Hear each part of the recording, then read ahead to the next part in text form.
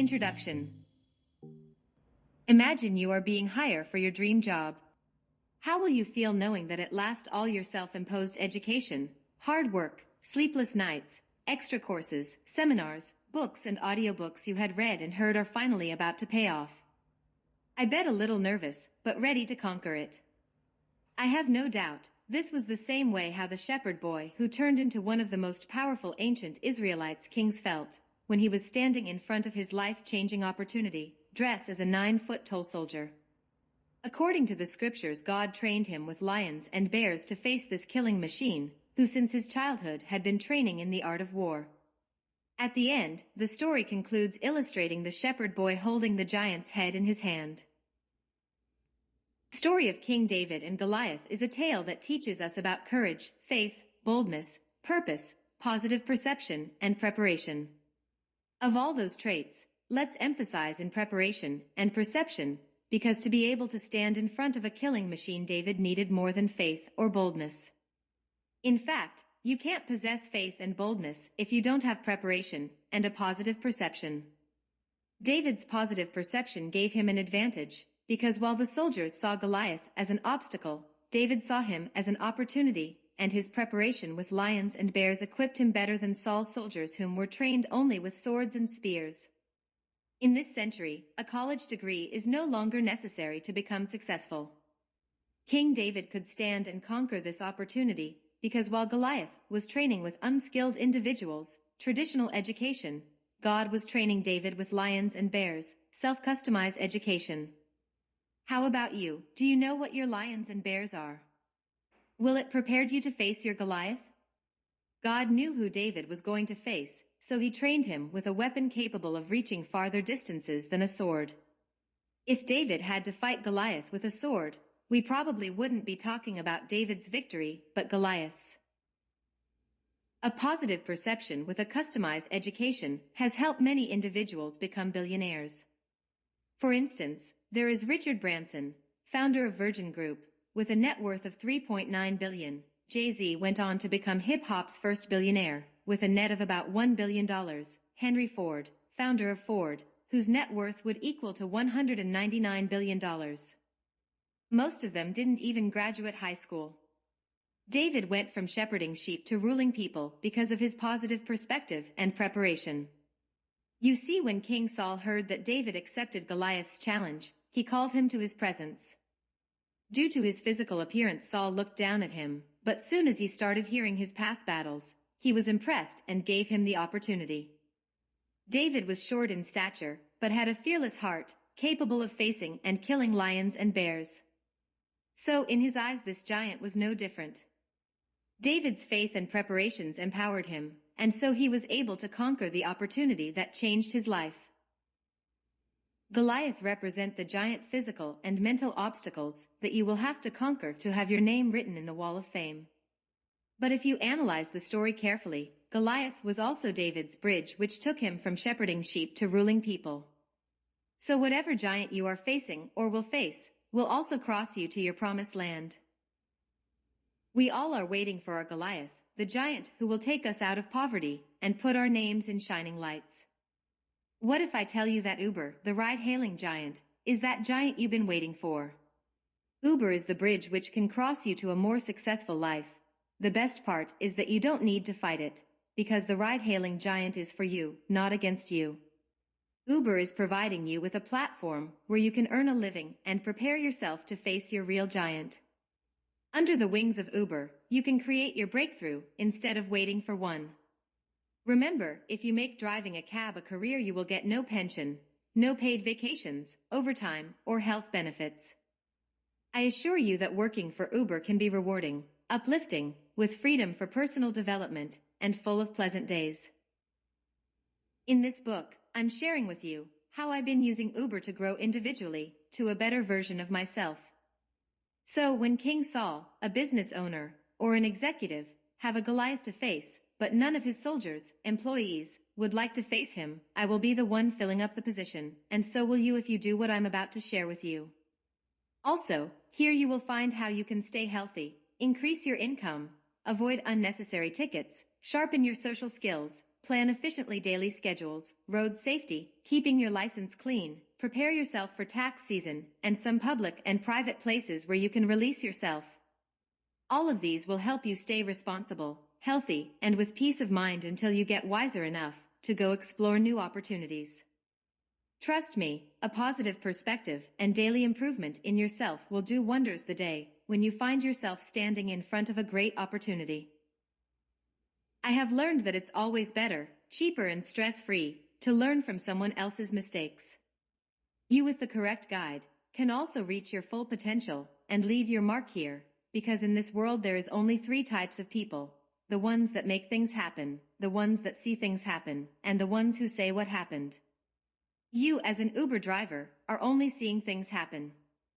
But if you change your perspective about Uber and daily prepare yourself, you too can make things happen as well.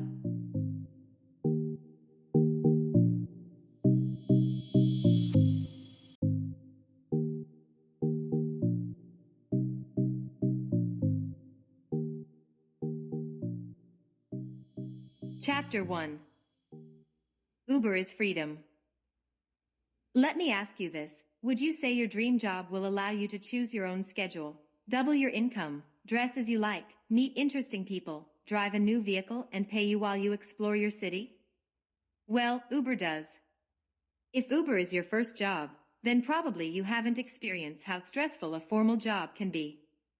But if it isn't, I'm sure you will agree with me that some formal jobs are very stressful.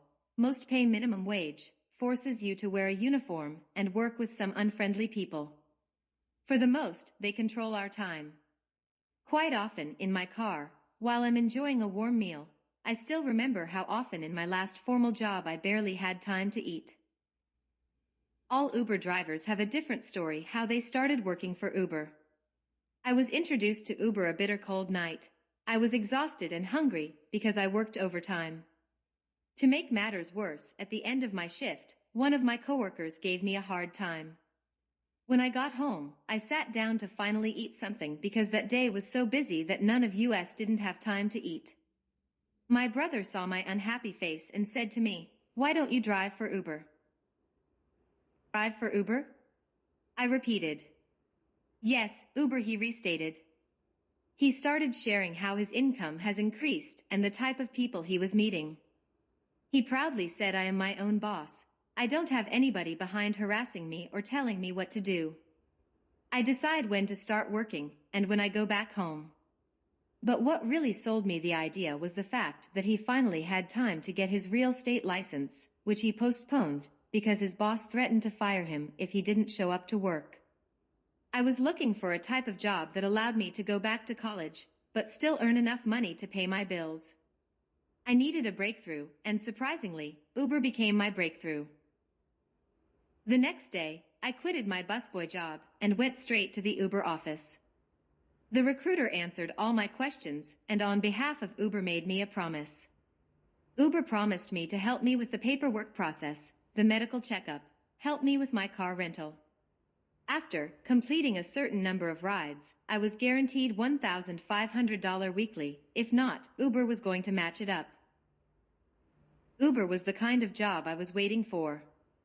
Money was good. I loved the fact that I was able to start or end working whenever I like. It was too good to be true. With time, Uber became more popular, and many other individuals started joining it. This was great for Uber and riders, but not for drivers. As a result, trips request time started taking much longer, fare trips got cheaper. To make matters worse, Uber gave more attention and privileges to riders than drivers, its money-making machine. As a result, many passengers with false accusations have caused Uber to close the accounts of many drivers. I guess it's easy to get rid of drivers when you have many others trying to join your company. Personally, I've been accused of being high, drunk, and even one time an angry, disrespectful woman who worked for the TLC started yelling me and threatened to get my TLC license suspended just because I didn't allow her to sit in the front seat. Man, if only my car could talk. I got disappointed and Uber became just another job. It no longer excited me until one day I met a rider that changed my life with a child's game. New York City is filled with amazing people, Here anyone can teach you something that can drastically change your perspective. The first time I really saw Uber as freedom was when this passenger metaphorically compared my life to a book and asked me, how would I like to end it? I couldn't answer her because I was not happy to be just an Uber driver. She said to me, if you change your perspective and attitude toward this job, you will find many good things in it. She continued, in life, you find what you look for. Then, she asked me if I would like to play a game. Confused, but I agree. As soon as I agreed, she asked me to look around for things on Blue. I looked around and found many, however, after a few minutes, she ended up asking me for all the things I found on Red, to which I couldn't respond, because I was focused on finding things in Blue. So, I told her that that wasn't fair, because she didn't ask me to search for things on Red. To which she replied, exactly, just like you were specifically searching for things on Blue and found them, you can also find good things in this job if you search for it. Stop searching only for the negative things because that's what you will find, and as she left the car, she once again repeated, change your perspective and attitude, and your life will change. Have you ever found yourself dwelling on an insult or fixating in your mistakes? I can assure you have. The main reason is because negative events have a greater impact on our behavior, decisions, and even our relationships than positive events. It took me a lot of effort and time to change the negative perspective and attitude I developed toward Uber. But as I was advised, I started searching for the positive things again. This is what I found, and so could you. A flexible schedule that allows me to go back to school, and whenever I don't have school, it allows me to double my driving hours and earn more money than in any other job I ever had. I don't have to wear a uniform. I have met some interesting people. I have seen the most touristic places and know the locations of the coolest bars, restaurants, parks, and malls, which helps me whenever I go out with my friends. Of all these freedoms, that one I like the most is that one that I don't have to report myself to anyone. No boss. Since we are kids, someone else has always been telling us what to do and what not to do. You can't go on vacation, you can't be late, you can't call out. If you don't come, I will fire your ass. You can't leave early. That's not my problem. You have to stay longer. You are here to work. These are some statements you and I have heard from individuals that often have less education than us. Thanks to Uber, that's a thing from the past. With Uber you can start or go home whenever you like. No one will be harassing you anymore. No uniform. I like to dress nice, but there are times I don't feel like dressing up, so I love the fact that with Uber I don't always have to dress to impress. Just in case, I'm not saying you should go to work with a tank top. Other than that, you can dress however you like, and no one will be after you, telling you what to wear. Get paid to explore the city. New York City is one of the most visited places in the world. Rich in history, art, culture, with beautiful parks, museums, bridges, and breathtaking buildings. Tourists from all over the world pay a lot of money and get to see it only a few days. But we are lucky to daily explore it while earning a living. Most of the time our negative attitude is the only thing standing between miserable and joyful days while we are behind the wheels. For the most, this negative perspective can make us make permanent decisions about temporary problems. As I mentioned before, the negative perspective and attitude I developed turned my Ubering days miserable. I was only a cab driver. I was ashamed to tell people what I did for a living. Because of my negative attitude toward this job, the relationship with my ex-girlfriend ended. One day, I mentioned to her that I was planning to go back to school to better myself so our kids can be proud of me whenever they were asked what I did for a living. However, when I mentioned to her, she said to me, I prefer to have you available every time your children, and I need you, instead as a professional who is tied to whatever his boss says. I felt like she was mocking me when those words came out of her mouth. So we ended up going in separate ways. Like each one of you, I want my kids to be proud of me. Therefore, as I write this book, I'm currently enrolled in Baruch College, one of the top CUNY business schools in New York City. I didn't write this book so that you can know about my breakup, but to help you become conscious that a wrong perspective toward any job can free or prison you, it can blind you. It can make the difference between being happy or stress, having fun or hating it, in peace or miserable. In any area of your life, your perspective is the only thing that will make you or break you. With the wrong perspective, you won't be able to see further than your feelings, and might end up doing some dumb things like I did. I lost my girlfriend because I was so self-centered. She was right. Now that I am more self-aware, I can appreciate the freedom that driving a cab has given me. Due to new government regulations and the company's frontier expansion, many things have changed. Yes, it might be different now, but this doesn't diminish the value and freedom Uber will bring to your life. If you change your attitude, perspective, and start searching for the positive things, your life will change. Stop driving people around. Make people pay you while you explore the Big Apple, the capital of the world, New York City.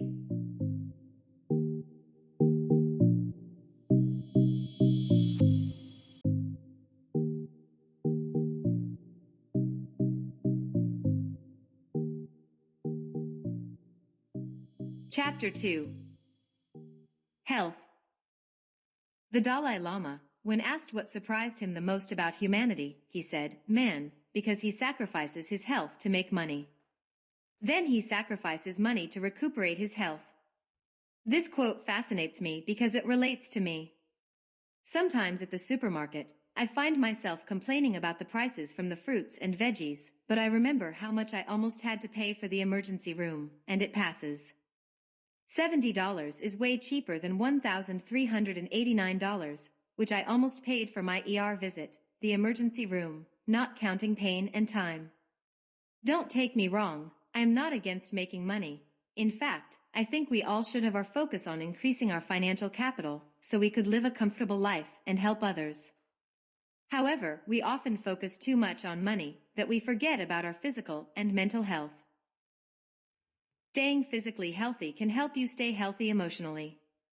If you eat the right food and exercise, your body will remain strong. It will help you cope and fight stress. Also, drinking the right amount of fluids is crucial to maintain the great function of every system in your body, including your heart, brain, and muscles. According to Harvard Medical School, a healthy person needs 30 to 50 ounces, about 1 to 1.5 liters, of fluid per day, which helps carry nutrients to our cells and flush bacteria from our bladder, prevent constipation, and many other deadly illnesses. I'm not here to give you a lecture about health, neither will I pretend I know all the tricks that will help you stay healthy. But the fact is that we all should take good care of our physical and mental health, because without health we can't enjoy life. Believe me, driving for Uber you can earn up to or more than $1,200 weekly, it's all up to you. In my old job, I was barely making $600 per week. When I saw that I could earn as much as I like, it went over my head. I started working long hours, neglecting my health. I was eating less than usual, dehydrating myself and sleeping less.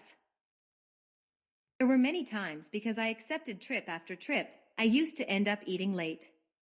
To make matters worse, often where I ended up only had fast food restaurants. Trying to avoid eating fast food, I used to numb my hunger by distracting myself. But whenever I no longer could numb my hunger and couldn't find any other store than a fast food restaurant, I drove through the driveway of any fast food restaurant that I could find. I must admit this food was tasty, fast, and cheap. However, fast food is not suitable to help us nourish our bodies well. In the short term, poor nutrition can contribute to stress, tiredness, and your capacity to work. Over time it can help to the risk of development of heart disease, diabetes, obesity, high blood pressure, stroke, cancers, including cervical, colon, kidney, liver, uterine, and many others. Yes, this fast, cheap, and tasty food can bring you many health issues. So please, be more conscious of what you eat. However, if you do this, at least you are consistently putting something in your stomach. But now, imagine what could happen to you if you do not regularly eat, and when you do eat is mostly fast food. Well, if you can't, I will tell you what happened to me because it could happen to you too.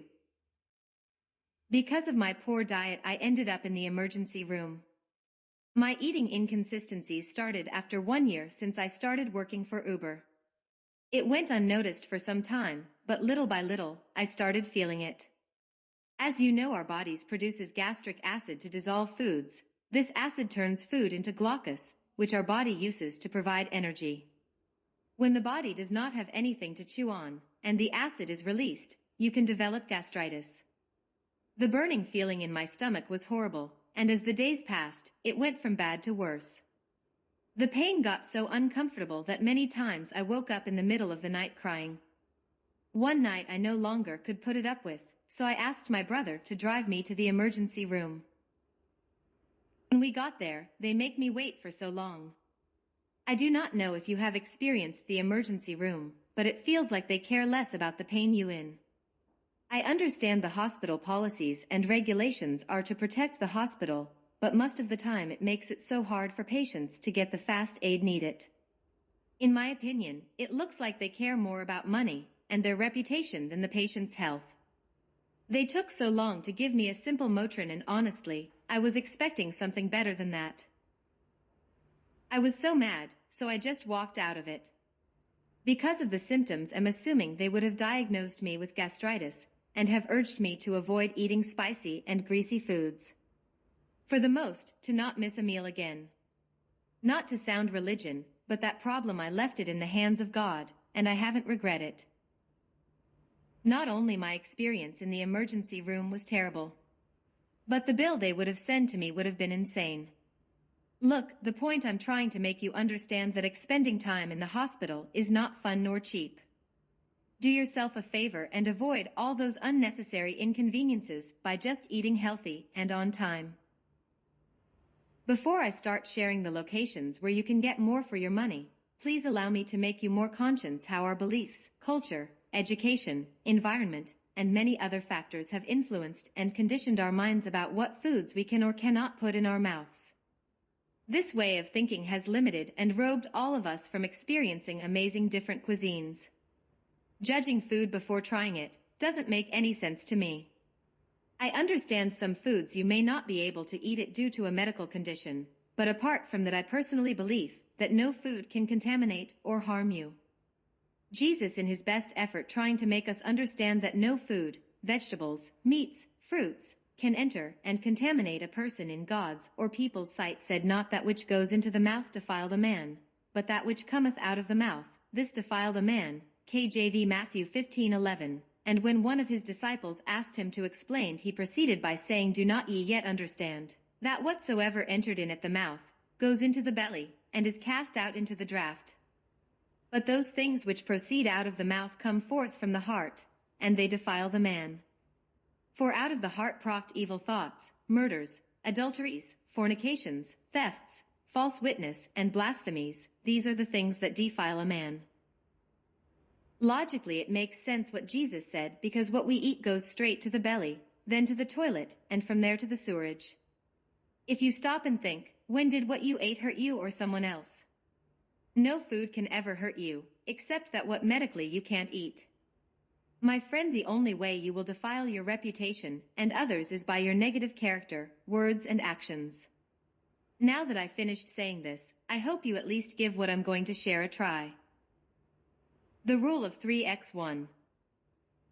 After this incident, I started researching ways to keep myself healthy. I was spending $10 for a cold sandwich and a bottle of water. Often, when I went to a restaurant, I will spend at least $15. The cheapest meals I could find were from the food trucks and pushcart.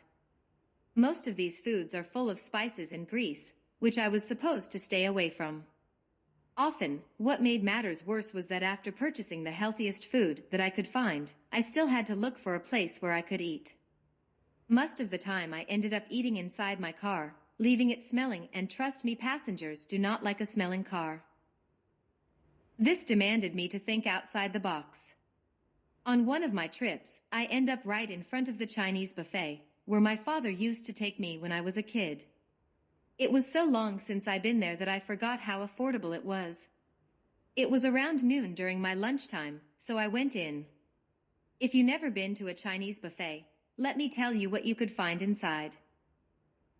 Most buffets carry similar setups, so no matter where you go, you will find salads, seafood, chicken, pork, beef, with more than 20 sides to choose from.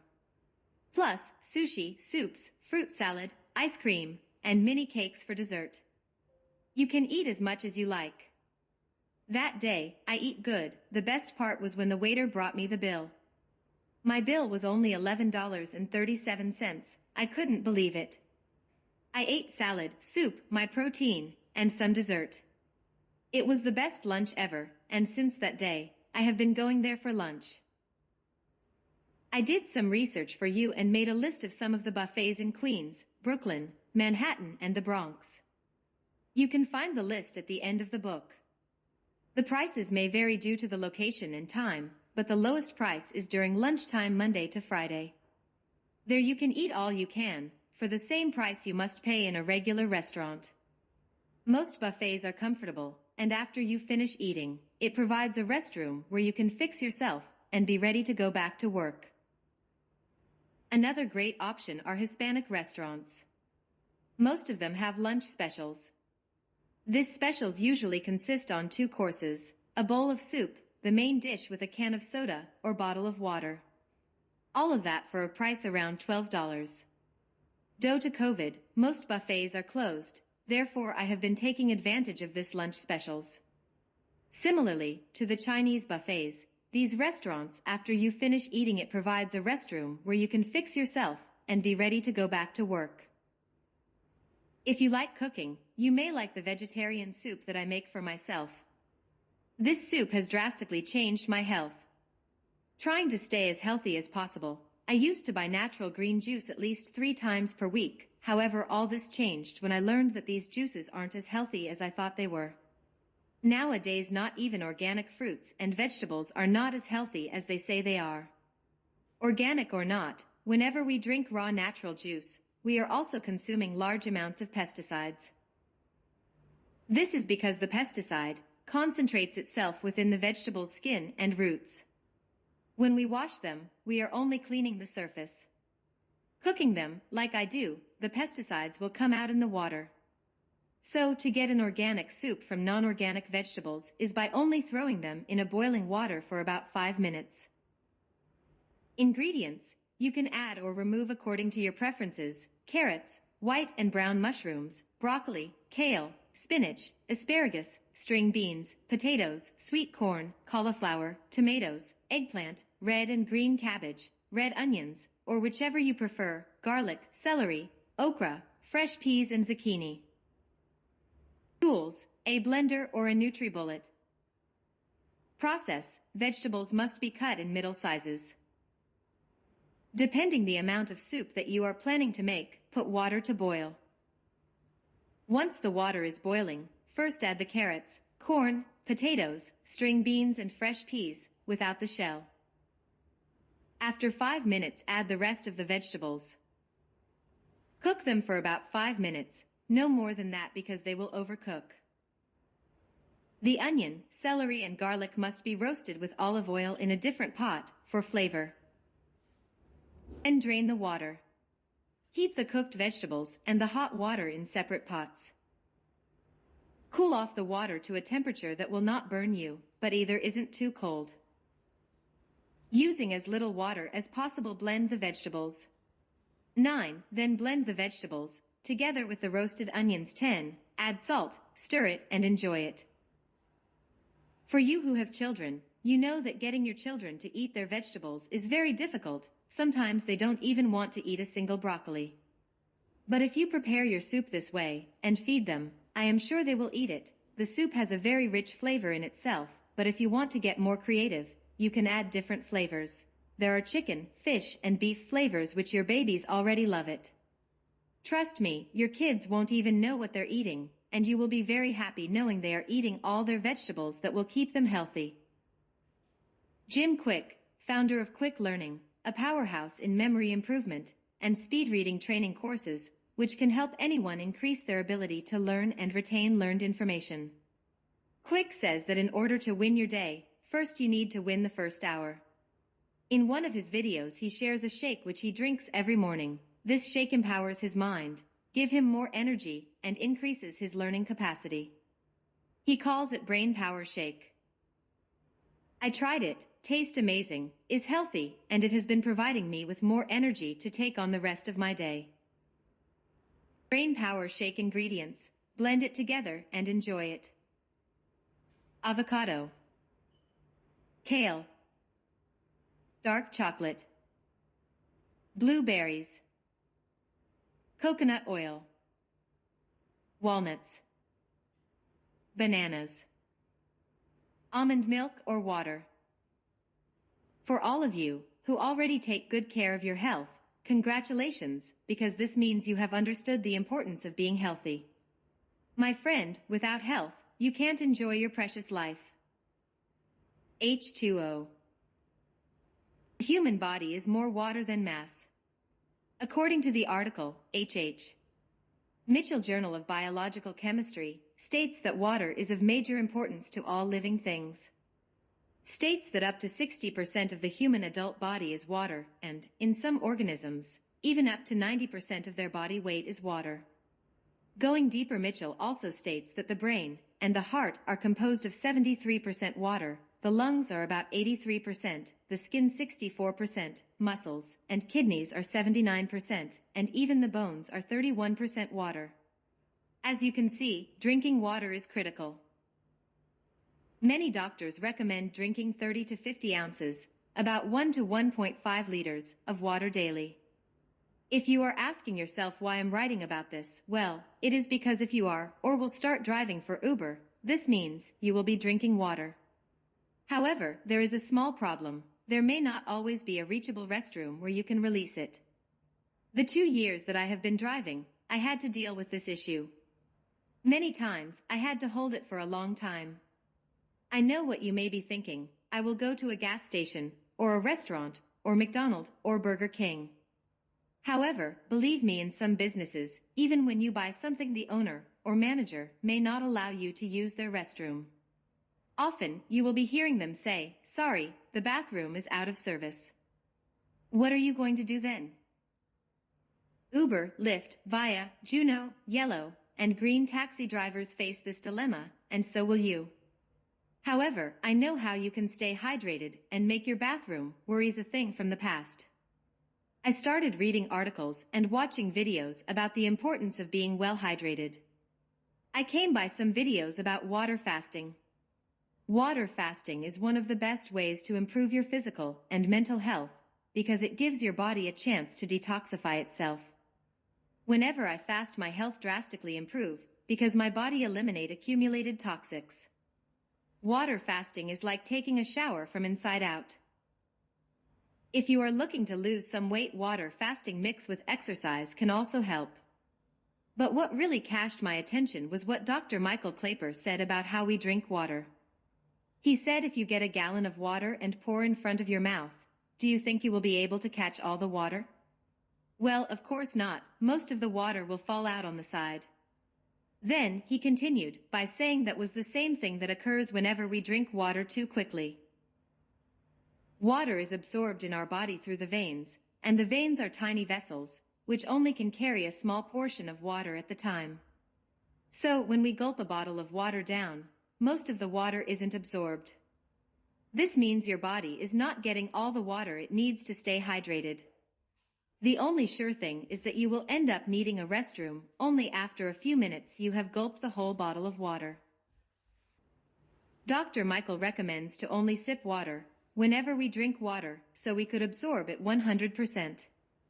Most of the time, I used to gulp the half of the bottle of water at once, and the results were precisely as Dr. Michael said. I always end up needing a restroom. Now, since I started following Dr. Michael's advice, my life has changed. Nowadays, I sip some water every 10 minutes, and so far, it has been working. My bathroom worries are part of my past. I suggest trying it. It will help you as well. Mental health. Richard Nixon, the 37th President of the United States, said, "In a fight, if you get mad, you lose." The quote is self-explanatory. There might be a chance you may have experienced this dilemma. If you haven't, allow me to illustrate it using the boxing world. Some of the most popular fights, such as Muhammad Ali vs. George Foreman, October 1974, Mike Tyson vs. Lewis, June 2002, Floyd Mayweather Jr. vs. Manny Pacquiao, May 2015. Those fights were some of the fights that went over millions of dollars. Let me ask you something, do you remember how these fights were promoted? Well, in most fighting promotions, the fighters talk trash about each other. Often, they end up fighting right on the stage. All of that is good entertainment, but also all of it is done for one specific purpose. In general psychology, I had the opportunity to study the Austrian neurologist, Sigmund Freud, who wrote about emotion displacement. Emotional displacement is the transfer of emotions from one person or thing to an unrelated person or thing. So, what the two fighters are trying to do is to get each other mad, and whoever successfully achieved it would have a higher percentage in winning the fight. One of the reasons why this could happen is because when an individual gets mad, he stops thinking logically, and to win a match, the fighter needs to make logical decisions. The fighter who does not logically strategize eventually will lose the fight, and so will you if you lose your cool with a passenger. No, your job is to take your passengers from point A to point B, and not to care about their mental state. However, if you don't care about your passenger mental state, it will end up harming you as well. Let me explain why. Unconsciously, we tend to displace our emotions or hold them in our minds. This emotional bomb often is displaced with the wrong people. Please, don't start, I had a tough day at work. If this sounds familiar, you might have heard it come out from the mouth of a loved one, or your own, toward another family member. They were displacing their emotions. Taking home work issues is emotional displacement. Meanwhile, when you are holding negative emotions against someone else, is like drinking poison and hoping the other person will die. Again, your passenger mental state may not seem important, but it will affect you if you don't handle correctly.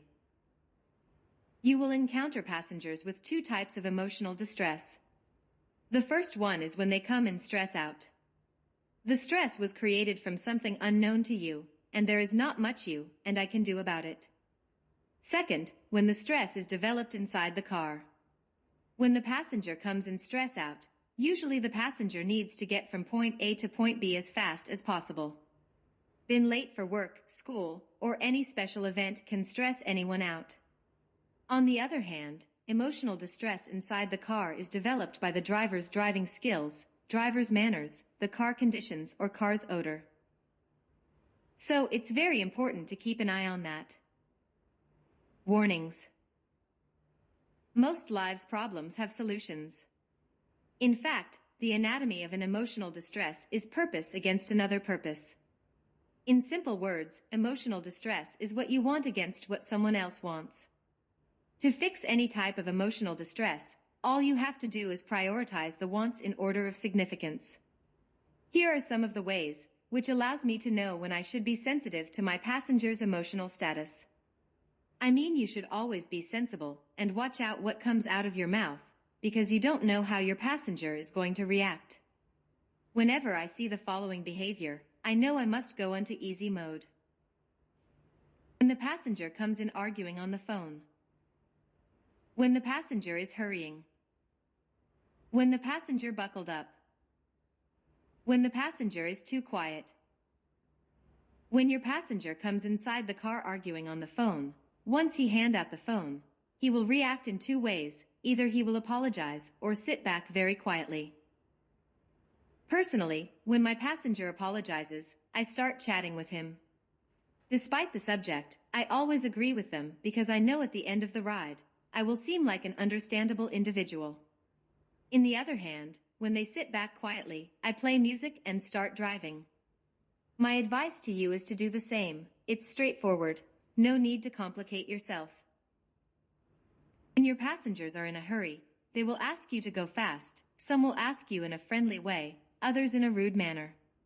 At the beginning I personally tried to help them, but the only thing that I won were tickets and points. After points are added to your license, there is not much you or your passenger can do. I had spent too much money trying to be a nice guy. Now, whenever I face similar situations, I agree with them, and I do my best to help them, but respecting traffic laws and speed limits. Most of the tickets came by mail. Driving over the speed limit in school areas and some important boulevards will give you a surprise. Please, keep your eyes open to speed signs. Now, following these simple steps has saved me a lot of headaches, time, and money. When your passenger buckled up, drive smooth, watch out for holes, your braking, and speed. Whenever Uber sent me a complaint notice, it usually happens when my passengers buckled up and I had made a wrong move. Often, passengers that buck up were buckled up when they were kids, others were in a car accident. There is not much we can do but to drive safe and create a comfortable environment for them. I try to put myself in their shoes because only God knows what is going on inside their mind. So if you drive smoothly, watch out for holes, your braking and speed, you will not have any problems. When your passenger is too quiet, it is hard to figure out if he is enjoying the ride. In this case, I remind myself that the city life can be very stressful, and your passenger may only want to get home. This also depends on the daytime. Many people, including me, are not too talkative early in the morning. Personally, I drive smoothly. In a low volume I play music until we reach his destination. Always try your best to help them reach their destination. Respect all traffic laws, and when you speak, make sure your words are encouraging and not criticizing. This will create a positive environment where you and your passenger will have a great time.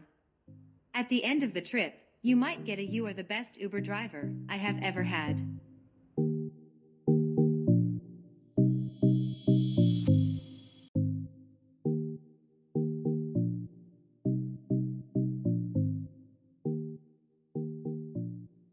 Chapter 3. Social Skills. The anatomy of the organs we use to communicate holds the secret how to achieve a more successful communication. God gave us 2 ears and 1 mouth because to have a successful communication, we need to listen more and speak less. If your listener at the end of the conversation feels understood, respected, happy, or important, it can be said that you had a successful conversation. There are many ways to make someone feel important, but the one that works for me is to treat them like someone very important, who I admire, respect, and will die the next day. Think about it. If you have the good fortune to drive your idol, I bet it will be a privilege to drive him. He will have your undivided attention, just like a baby has his mother attention. I doubt you will refuse any of his suggestions, especially knowing you will never hear or see him again. I don't think you will disrespect him, criticize, or find faults in him. On the contrary, you may open the car's door for him, operate as smoothly and safely as possible.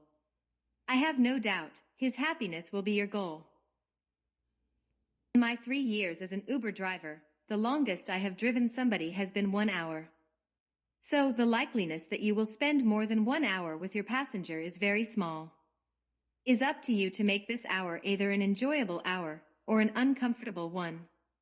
You can enjoy it by finding common ground with your passenger. Who knows, maybe you are from the same country or speak the same language. Perhaps you go to the same school, or you may live in the same borough, but if you don't communicate, you will never know. Now, if you allow yourself to dream, what if you are driving your future wife, or someone who can help you find a better job, or introduced you to someone you have always wanted to meet, or a prospective business partner, or an investor who can invest in your company or idea, or maybe he is someone who can help you get you approved for a bank loan. But you will never know if you do not open your mouth in a friendly way.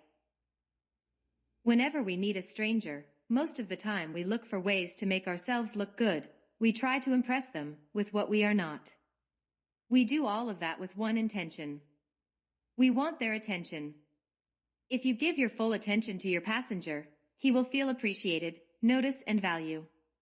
Compliments are fuel for our ego. Trust me, your passengers will enjoy the boost of positive energy you will provide. Be neutral. The Bible states that death and life are in the power of the tongue, and they that love it eat its fruits. Proverbs 18:21. Another and probably more familiar proverb to you may be the one written by Edward Bulwer Lytton in 1893 that says, "The pen is mightier than the sword," indicating that writing communication is a more effective tool than direct violence. Well, what do you think? Is a pen mightier than a sword? Can we really attribute the power of life or death to one of the smallest members of our bodies? One thing is for sure, words in the tongue of an eloquent speaker can turn the world upside down. Adolf Hitler, the leader of the Nazi Party, using the power of his tongue, during a 3-month period killed around 1.32 million European Jews, the Holocaust. In the other hand, Martin Luther King Jr. helped void racial discrimination and segregation for the African American community all over the United States. Currently, his dream has also been inherited to the immigrant community. To me, life and death, indeed, are on the tip of the tongue. Therefore, with a single comment you can make your passenger feel good or angry, and the consequences will shadow you. In this century, almost all over the world, we can find people from different ethnicities living in one place, creating a more diverse population, which makes it harder to identify their background. Therefore, you need to be aware how you express yourself. You don't know who your passenger is, neither his ethnicity nor his emotional status. In one of my many Uberpools trips, I picked up a beautiful supposedly African American lady. Looking in my rearview mirror, I saw her lovely pair of hazel eyes and curly hair. Right after her, I picked up another passenger, who was late for work. To make matters worse, traffic was heavy. In her frustration, she started yelling to the pedestrians who were trying to cross, and as she got out of the vehicle, she made a couple of racial comments against the pedestrian. We both stayed on astonished. We started chatting. She was a lawyer. Born and raised in New York. Her mother was from Nigeria, and her father was Mexican. The wisdom I gained from listening to audiobooks is helping me avoid misjudging individuals. For the most, it's helping me know what not to say and sound like while chatting with someone. I learned to start a conversation by saying anything, except something that will make me sound judgmental, complaining, self-centered, or careless. She shared with me how another Uber driver made a nasty comment about Mexicans. She said he stated that people from Mexico come to steal Americans' jobs, only have kids, and use most of the social resources. He also commented on how fantastic was the idea of building the border wall. She couldn't believe how this driver dared to express himself in such a manner without even caring or considering her point of view. She was silent to see if he came to his senses and stop, but he didn't, so, to shut him up, she revealed her father's ethnicity and suggested he be more considerable and discreet in sensible topics. She told me that she still remembers his facial expression when she told him she was part Mexican. He apologized and kept to himself the rest of the ride. Therefore, it will be very beneficial for you if every time you engage in a conversation with your passenger or anyone whom you meet for the first time to make sure your words come out neutral and sensible. Because if you don't, you may end up hurting your passenger feelings, and if he reports you to Uber, Uber may end up terminating your partnership. However, that's not the worst thing that can happen to you, because if your passenger knows that he can report you to the TLC department, you may end up losing your TLC driving license.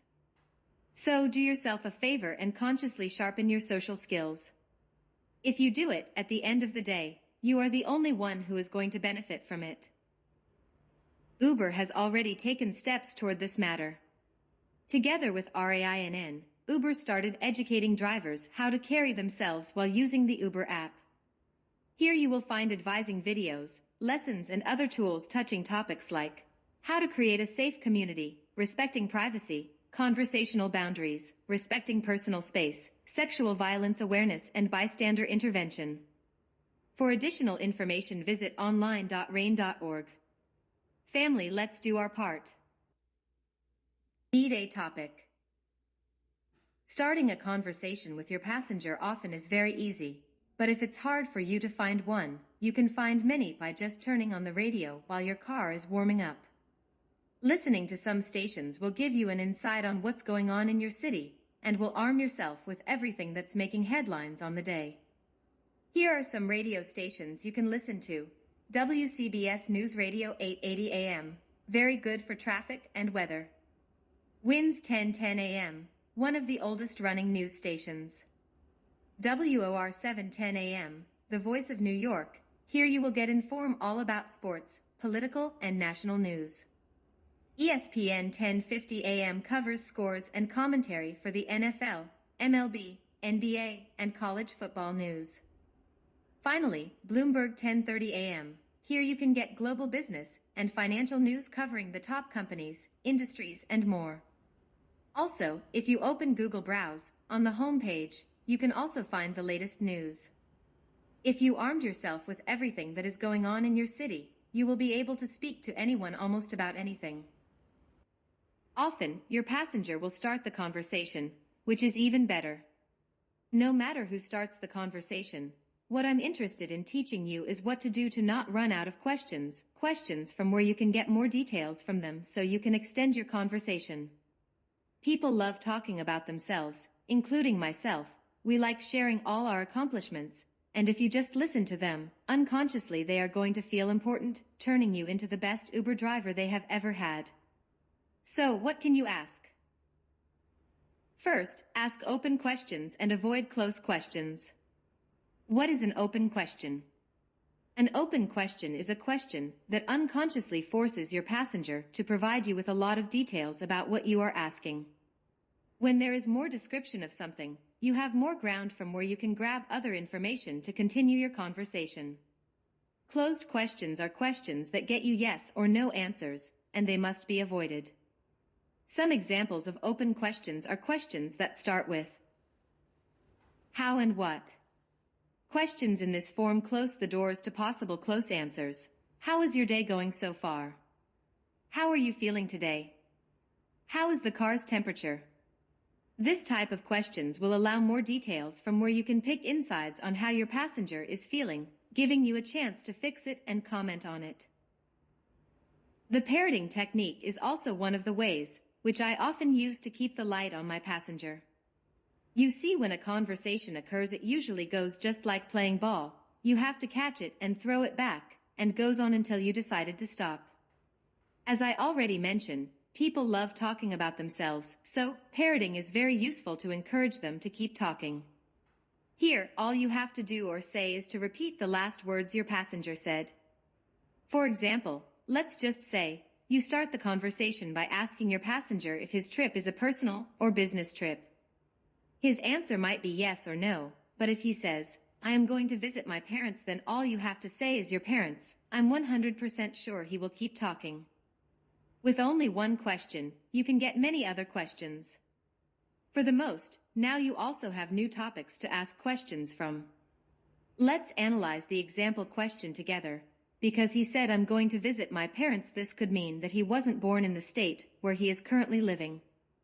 So now you can ask, how long has he been living in the state? Is he planning to stay in the state the rest of his life? What's the differences between his home state and the state he is living now? How is life in his home state? Etc. As you can see, with one open question, you can extend your conversation very long. Some of the words you can use for parroting are, I see, wow, ha, cool, or just agree with your head. Whatever you do or say, it must encourage them to keep talking. Topics to stay away from. People when they find themselves in discussions about politics, religion, or personal things become very uncomfortable or aggressive. For sure you can talk about these topics with an open-minded individual, but when someone is so inclined to their beliefs, even if they are wrong, there is nothing someone else can do to change his negative point of view. Many times, I have found myself talking with my passengers about President Trump. Some say he is a great president, and others he is bad news. I always agree with whatever opinion they have. This doesn't mean I'm lying to them. This only means I'm being neutral. Once someone has made up his mind, there is little someone can say or do to change their way of thinking.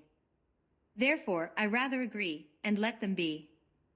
I suggest you learn to do the same, because at the end of the ride you will get a thanks for the wonderful conversation and some tips.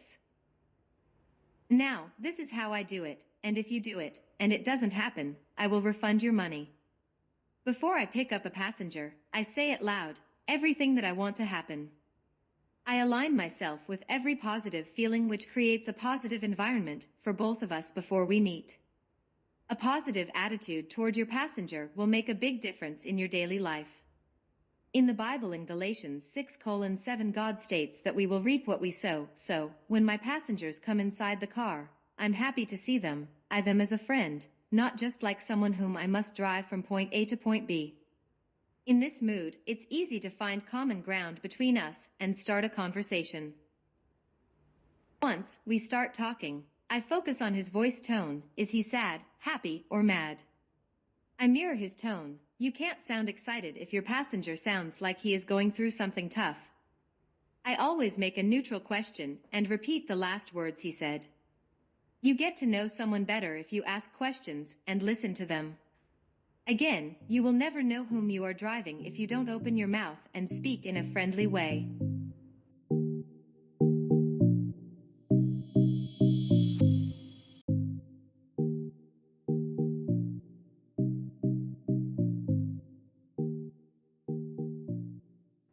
Chapter 4. Increase your income. The United States is the land of opportunities. A land, like what the Bible calls a land flowing with milk and honey. Here you can become whomever you want. A good example could be President Donald Trump. Regardless our personal opinion about him, he possesses what many of us would like to have. His results speak louder than anything else.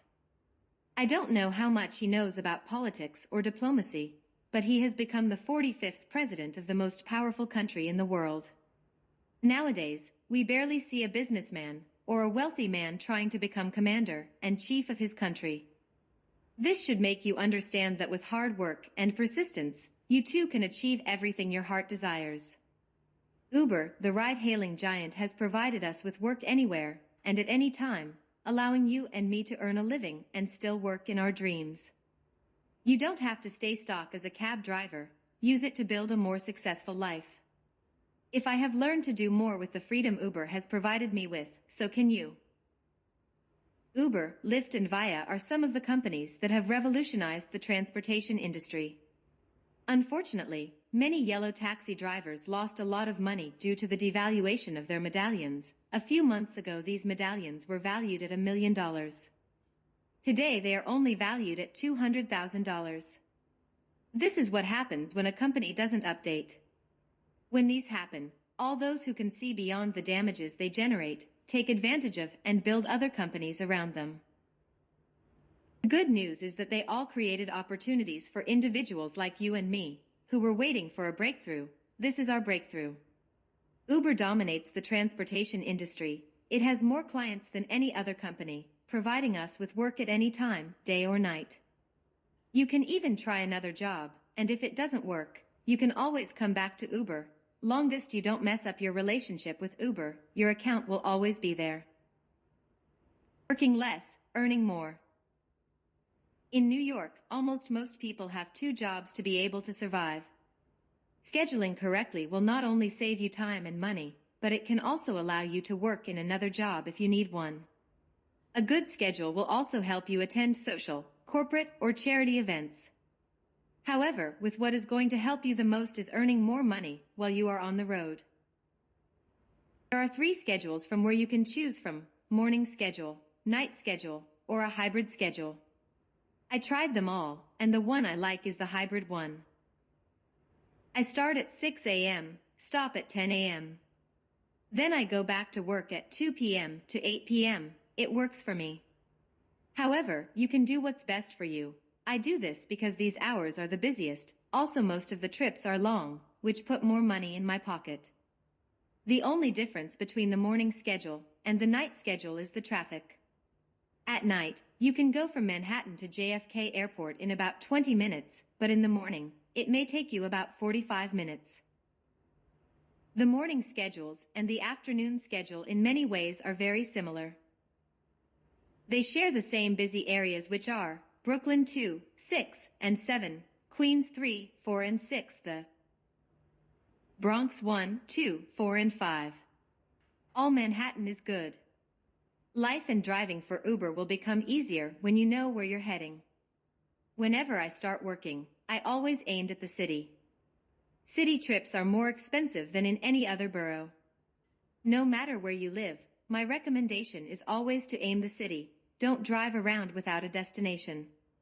If you are in a different state or country, please do research and find out where are the busiest areas and go there.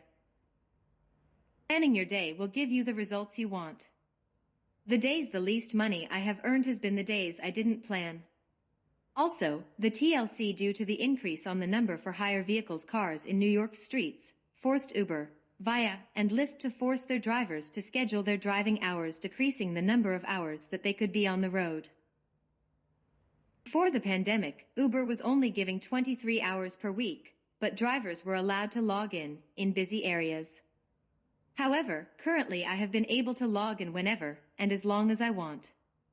I don't know how long this is going to last. But most of us work for 2 or more companies, which will give us back the freedom that we may have think we have lost. When everything come back to normal, and we only get 23 hours, what I used to do will help you. Personally, I only used to waste 1 hour for my morning shifts, because once I'm online, I'm sure I will be able to work the entire morning shift, because usually is busy. At the afternoon shift, I only wasted 3 hours per day. I always leave an hour gap between the shifts I choose. For example, if I choose to start working at 2 p.m., then my next pick is at 4 p.m., and then next at 6 p.m. This way it increased my chances of working more. Double your income. Uber, Lyft, Via, Green, Yellow, and most sales jobs allow us to make as much money as we like. Only we limit our income. Regular employees cannot increase their income because they have a schedule that restricts them. However, with Uber, if you plan the right schedule, you can easily make over $1,000 weekly. I made over $1,200 weekly. Before, I was barely making $600, working 6 days per week. I double my income. In January 7th to 14th, 2019, I tried a new technique that was supposed to help me increase my income. My goal was to earn $2,000, working only 6 days. However, I only end up earning $1,963.99. Not bad, right? I was only short with $36.01. You can make it too, of course, if you put the hours and follow what I'm about to share with you. First, you need to decide on how much you want to make. I wanted to make $2,000. To think about it, it made me doubt because it sounded a lot. However, it's quite simple when it's divided into smaller pieces. I divided $2,000 by 6, which were the number of days I planned to work. So if you divide $2,000 by 6 is equal to $333.33 per day.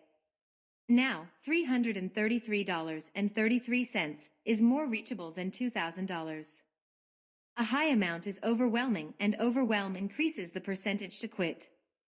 Now, my schedule is a hybrid one who is in the busiest time, so I only need to make sure to earn $166.66 each shift.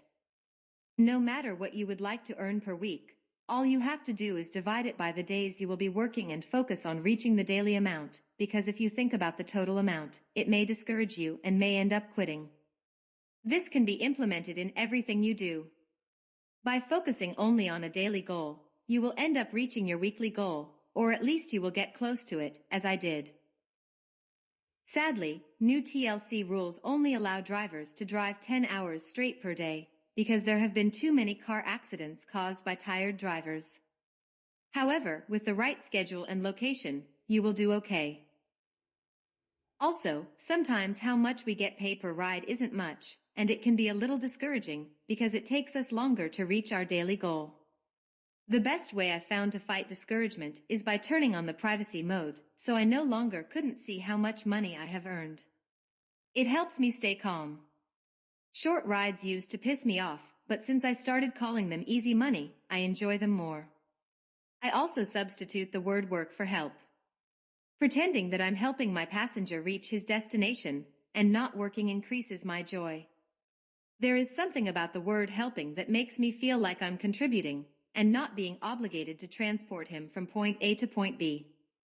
On Hebrews 13:16, God says, "And do not forget to do good and to share with others, for with such sacrifices, God is pleased." God likes seeing us help each other. By handling matters this way at the end of the day, when I turned off the privacy mode, I always end up earning more money than what I was aiming for. The best part is that my day was stress-free. It has changed my work life. If you do it, it will change your life as well. Creativity. When we were kids, anything was turned into a fun game. I still remember when I was in Ecuador, I will turn rocks into Lamborghinis and tree leaves into $100 bills. Creative individuals like Travis Kalanick and Garrett Camp, Uber, Thomas Edison, the light bulb, Walt Disney, Disney World, Steve Jobs, Apple, Jeff Bezos, Amazon, and Mark Zuckerberg, Facebook. They all become well-known and billionaires in such small length of time, thanks to their creativity. You don't have to create the next Facebook or Amazon, but I bet you can come out with some good ideas to earn some tips. I bought a holder car kit for my tablet and put a sign stating that they could use it. The tablet is connected to the car's Bluetooth, literally giving them control of the car's stereo without having to ask. Passengers love it and families with young kids use the tablet to keep them quiet and on their seats. At the end, I get tips and 5 stars rating.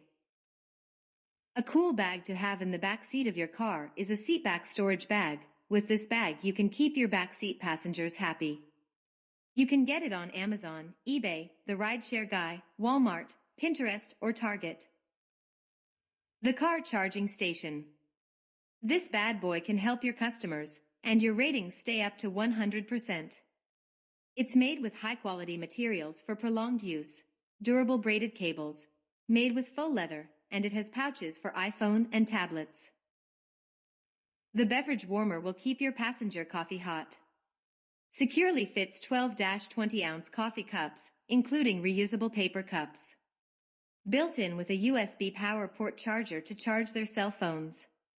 It automatically turns on when a cup is inserted and powers off when the container is removed. Tapered base fits in any car, truck, or SUV.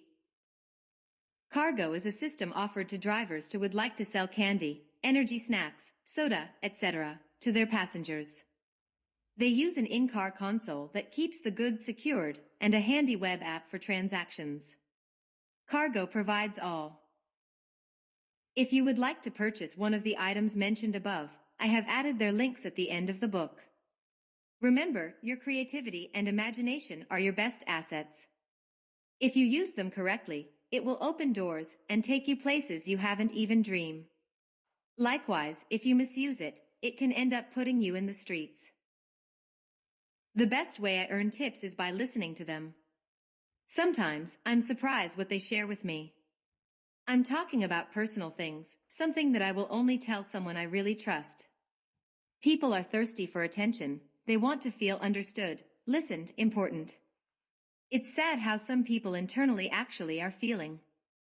If you provide them your ear so they can unburden themselves and remove the emotional trash that is within them, your passenger will not only tip you but also will be grateful to you. Who knows, maybe you might be saving their life by listening to them.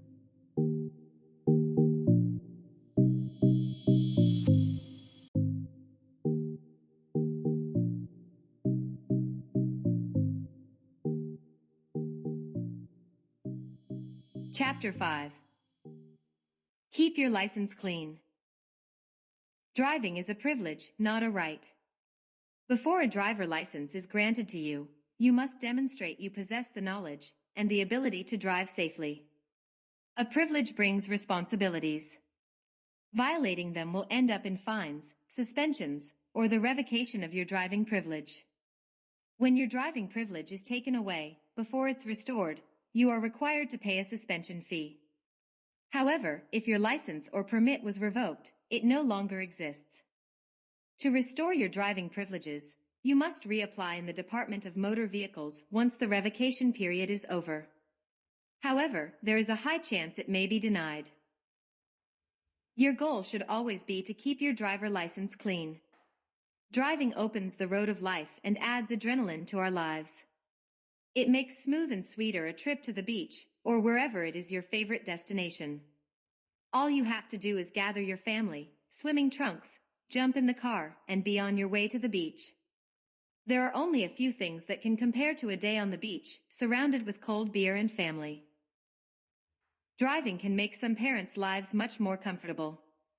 The privilege of driving gives parents the flexibility to jump in the car and go drop or pick up their kids from school. I had a part-time job at NYU Langone Hospital. My shift was from 6 a.m. to 2 p.m.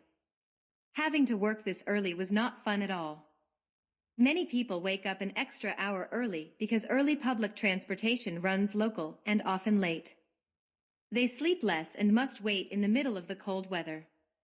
However, my commute in comparison to some of my fellow citizens was much more relaxed because I have a car and the privilege to drive. Also, I got to sleep more and listen to my favorite audiobooks out loud. Joni Mitchell, a Canadian singer-songwriter, in her song Big Yellow Taxi says, "You don't know what you have until it's gone." Wise words, but why do we have to lose it to appreciate it? I think people don't appreciate it because they didn't have to work for it, or it was too easy to get it. When I was 18, the desire to drive kindled my heart. I went to the DMV and asked the requirements to obtain my driver license. DMV personnel told me I needed my social security card, state ID or passport, proof of address, and other documents. Until that day, I never bothered to ask my parents if I had a social security card or not, because in the places I worked, never asked me for it. After visiting the DMV, I went home and asked my mother for these documents. To my surprise, I didn't have them. That day I found out I was undocumented. Around that same time, my mother, in partnership with my older brother, purchased a food truck, which is a restaurant on wheels. Driving to the spot and back to the garage was always a nightmare. We usually used to wait around 1 to 2 hours for my uncle to come and drive back the truck to the garage.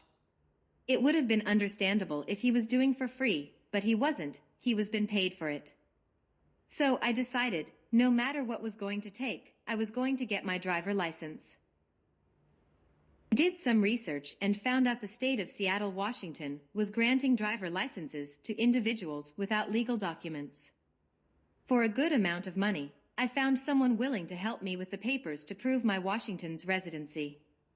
It took me a month to get my driver license. In New York, usually, it takes longer. However, I don't know how I did it because when I went to Seattle, I didn't know how to drive. This experience taught me that if I'm willing and take the first step, the path will appear. To get my driver license, I expended $2,500 plus $500 for the plane round trip.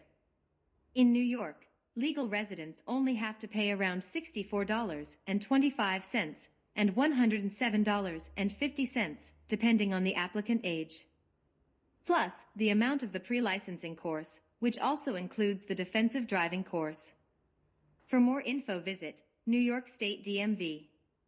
When I finally got my legal documents, to exchange my out-of-state driver license was only $30. Compared to a legal resident, I worked hard and expended a lot of money to get my first driver license. I didn't have the privilege to go to the DMV and get one like some of you. In the early years, I took excellent care of my driver license, but as soon as I got my legal documents, I stopped doing it. As a result, I end up adding points to my license and paying hundreds of dollars in endorsement fees. Now, I am more grateful and thank God for helping me understand that I needed to take good care of it. Keep your driver license clean for your own sake. Save money and time. Save money and time. We suffer because of our lack of knowledge. However, sometimes the lack of knowledge is because we were never exposed to the information. Either way, it negatively impacts how we handle issues.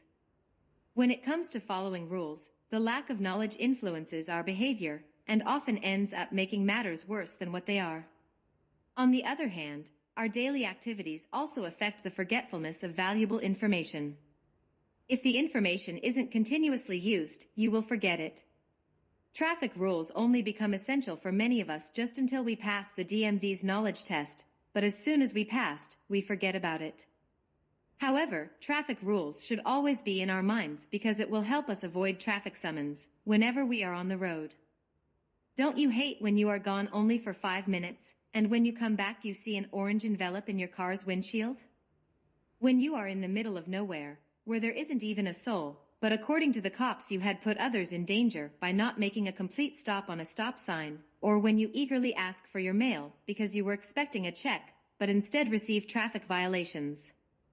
These moments wear us off emotionally, takes time and money.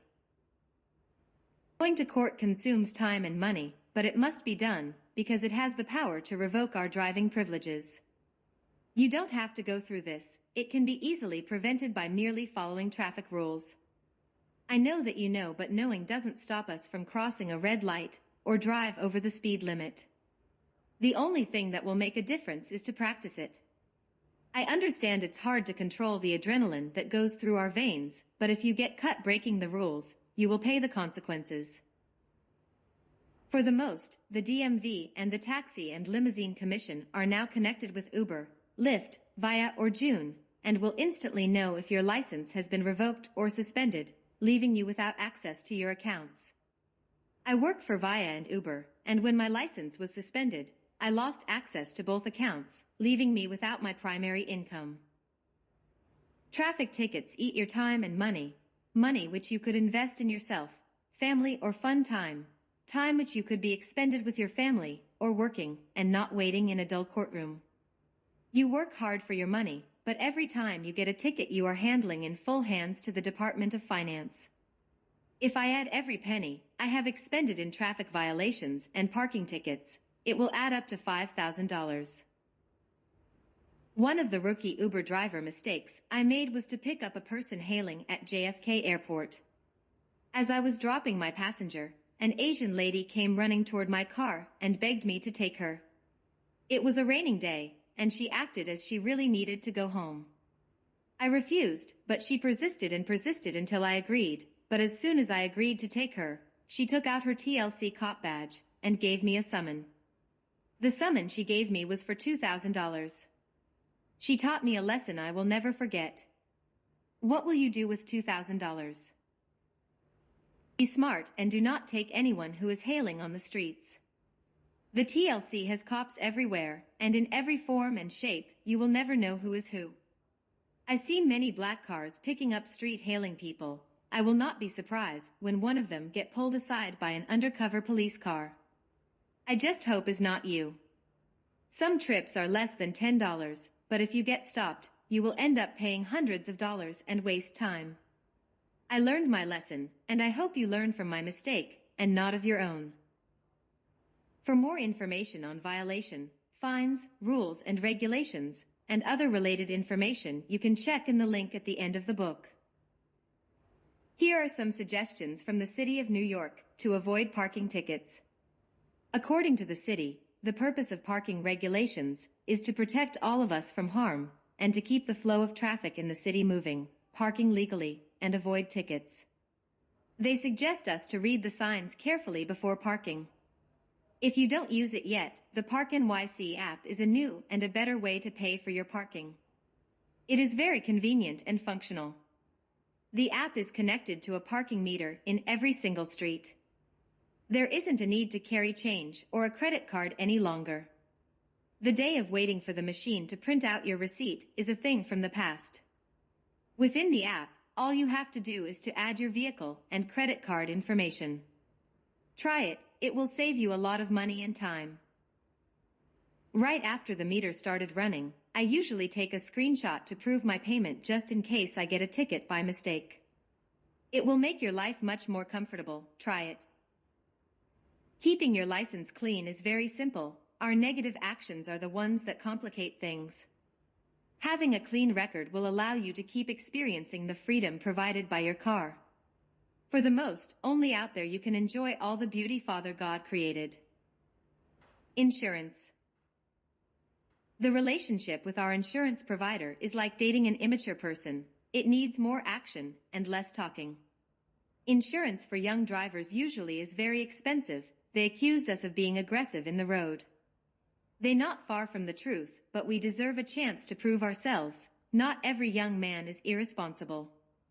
If only the fact of being a young driver increases our insurance rates. Now, how much do you think you will have to pay if you had 7 points in your license like I did? Please do yourself a favor and do something else with your money. Your insurance policy will increase, and you may lose your TLC license for excessive points in your regular license, leading to the loss of your Uber and other accounts. Currently, my car insurance policy rate is high, but that's not the saddest part. The saddest part is not to be able to help insure a car to any of my loved ones. My older brother came to me and asked me if I could help him get coverage for his van. I said yes because I wanted to help him, but when the agent ran my license, he found out about my points, and the price quote went over $500. He couldn't pay that amount, so using me as a driver was not going to work. It broke my heart to say I couldn't. All these problems you can easily avoid it by not being like me. I was a stupid, self-centered, and immature, who didn't understand that all my actions were going to have negative consequences. So don't be like me, learn from me. I couldn't tell my brother that the reason why I couldn't help him was because I had accumulated so many points, and for me to be able to help him, he needed to wait. His van is old, not even the full coverage of a brand new car cost that much. However, if he wanted me as a driver, that was the amount he had to pay. Some of the tickets were for not making a full stop in stop signs, speeding, and for being on the phone. I wasted many hours of my precious life in the DMV courtroom, paid a lot of money in court fees to be able to keep my driving privileges, and currently I still own over $1,000 in driving assessment. As always, I didn't write this book to make you feel sorry for myself, but hopefully help you understand that it may happen to you too. Once you start adding points to your license, your insurance will increase as well. When your insurance increases, two things will happen. Either you will cancel your policy, or you will keep paying it. If driving your car is not a necessity, you probably end up canceling your policy. However, the fact that you are reading this book is that you are or are planning to become one. This could mean that driving is your primary income source. So you may not have another choice but to pay for the new chargers. However, life is full of options, so are insurance companies. You can shop around for the best price, but if your license has points, most of them will give you a high policy rate. Now, if you opt not to continue with your current policy and cancel it, later in life, when you start your family you are going to need a car. Guess what is going to happen? As soon the insurance agent runs your license, he will find your lousy record, or no record, or not enough record. It will still end up making you pay high rates. Sure, you also have the option to ask a friend or a family member to help you get car insurance, but if you get into an accident, you will end up messing up his record and perhaps your relationship. Again, it will bring you to the same situation where you must get insurance for yourself. The better, easy, and cheaper thing to do is take good care of your driver license. Income loss. If you are a full-time driver and get your driver license suspended or revoked, you will immediately lose access to your Uber, Lyft, or Via accounts. The loss of your accounts will lead to financial difficulties. If you are married, marriage problems, followed by health problems, and the limitation of many other things. At least I experienced these difficulties. The first issue I faced when my Uber and Via accounts were closed was a fast reduction in my savings. The suspension was for 40 days, for which financially I wasn't prepared. What made matters worse was taxes, because tax season was just in the corner. I report personal and corporation taxes, which that year I end up paying my taxes 1 year later. I was living paycheck to paycheck. My primary income came from driving, and the suspension of my driver license forced me to use my credit cards to pay my bills, which ended up going over the limit. My 2 car payments, TLC insurance, rent, school tuition, and food put me into $12,000 in credit card debt. This is a clear example how an unsolved problem can lead to more problems. I went from messing up my license to owing money to the government and the bank.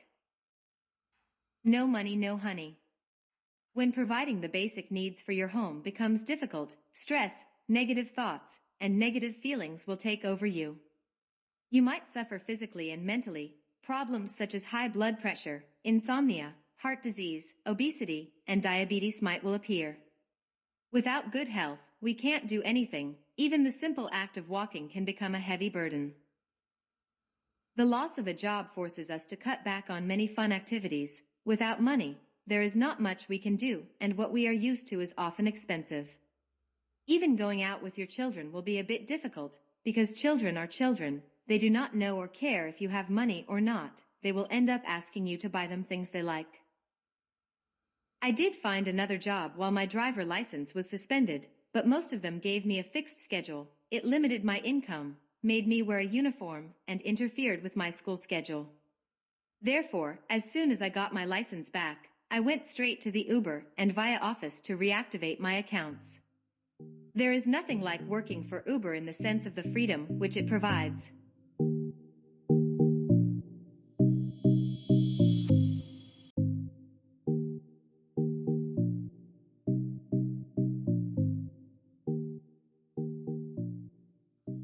Chapter 6. Road Safety. There are many things you can do for road safety, but road safety begins with you. That's you behind the wheels.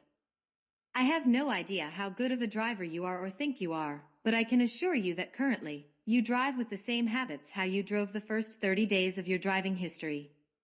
When we are young, we are always moved by our impulses, but when we get to adulthood, we become governed by our habits. Habits are developed by repetition, and they become part of us without us even knowing. We need to be very careful with what we continually do when we are behind the wheels, because that's what we will always do. First, we make our habits, then our habits make us. Thanks to your good or bad driving habits and attitudes, you don't drink and drive, stick to the speed limit or speed, stay always alert or drive distracted, be understandable or often involved in road rage. However, most habits are breakable. Therefore, there is hope to change your present negative driving characteristics. Sadly, we don't like changes, and when we do change usually is when something terrible happened to us. 3 years ago, I used to work for Shifting, a catering company. Also, during this time my grandmother was visiting me from Ecuador. All my free time was dedicated to her and my dog. They were everywhere I went. A Saturday morning on March 26, 2016. I had a shift at Columbia University. The shift started at 11 a.m. To save the toll money, I planned to go through Ed Koch Queensboro Bridge. At around 9:30 a.m. I was on Queens Boulevard and Skillman Avenue waiting for the green light. When the green light was on, I started moving forward without a clue that I was seconds away from a fatal car accident. A distracted driver almost killed me. He failed to stop on the red light, hit me in the right front bumper, and spin me around a couple of times. I lost consciousness, and when I woke up, I couldn't breathe, and had the steering wheel pressing my left knee. I thought my knee was fine, but when I removed my pants, my knee was bloody, and as it cooled off, I started feeling pain. As a result of this accident, I ended up in the emergency room, and got surgery on my left knee. To view my car accident video, click the link at the end of the book. Thanks to this video I was able to win the lawsuit, because according to the police report it was both of our faults. The accident was so bad that the insurance company declared my car a total loss. If you are driving distracted in minutes you can harm yourself and others. Until this day, I still remember a black SUV coming toward me and hitting me. No matter whose fault it was, thank God, my grandmother and my dog were not in the car with me, because if they had they wouldn't have survived. No money can replace a loved one. Therefore, don't you forget, you are transporting someone's loved one. Car equipment. Car equipment.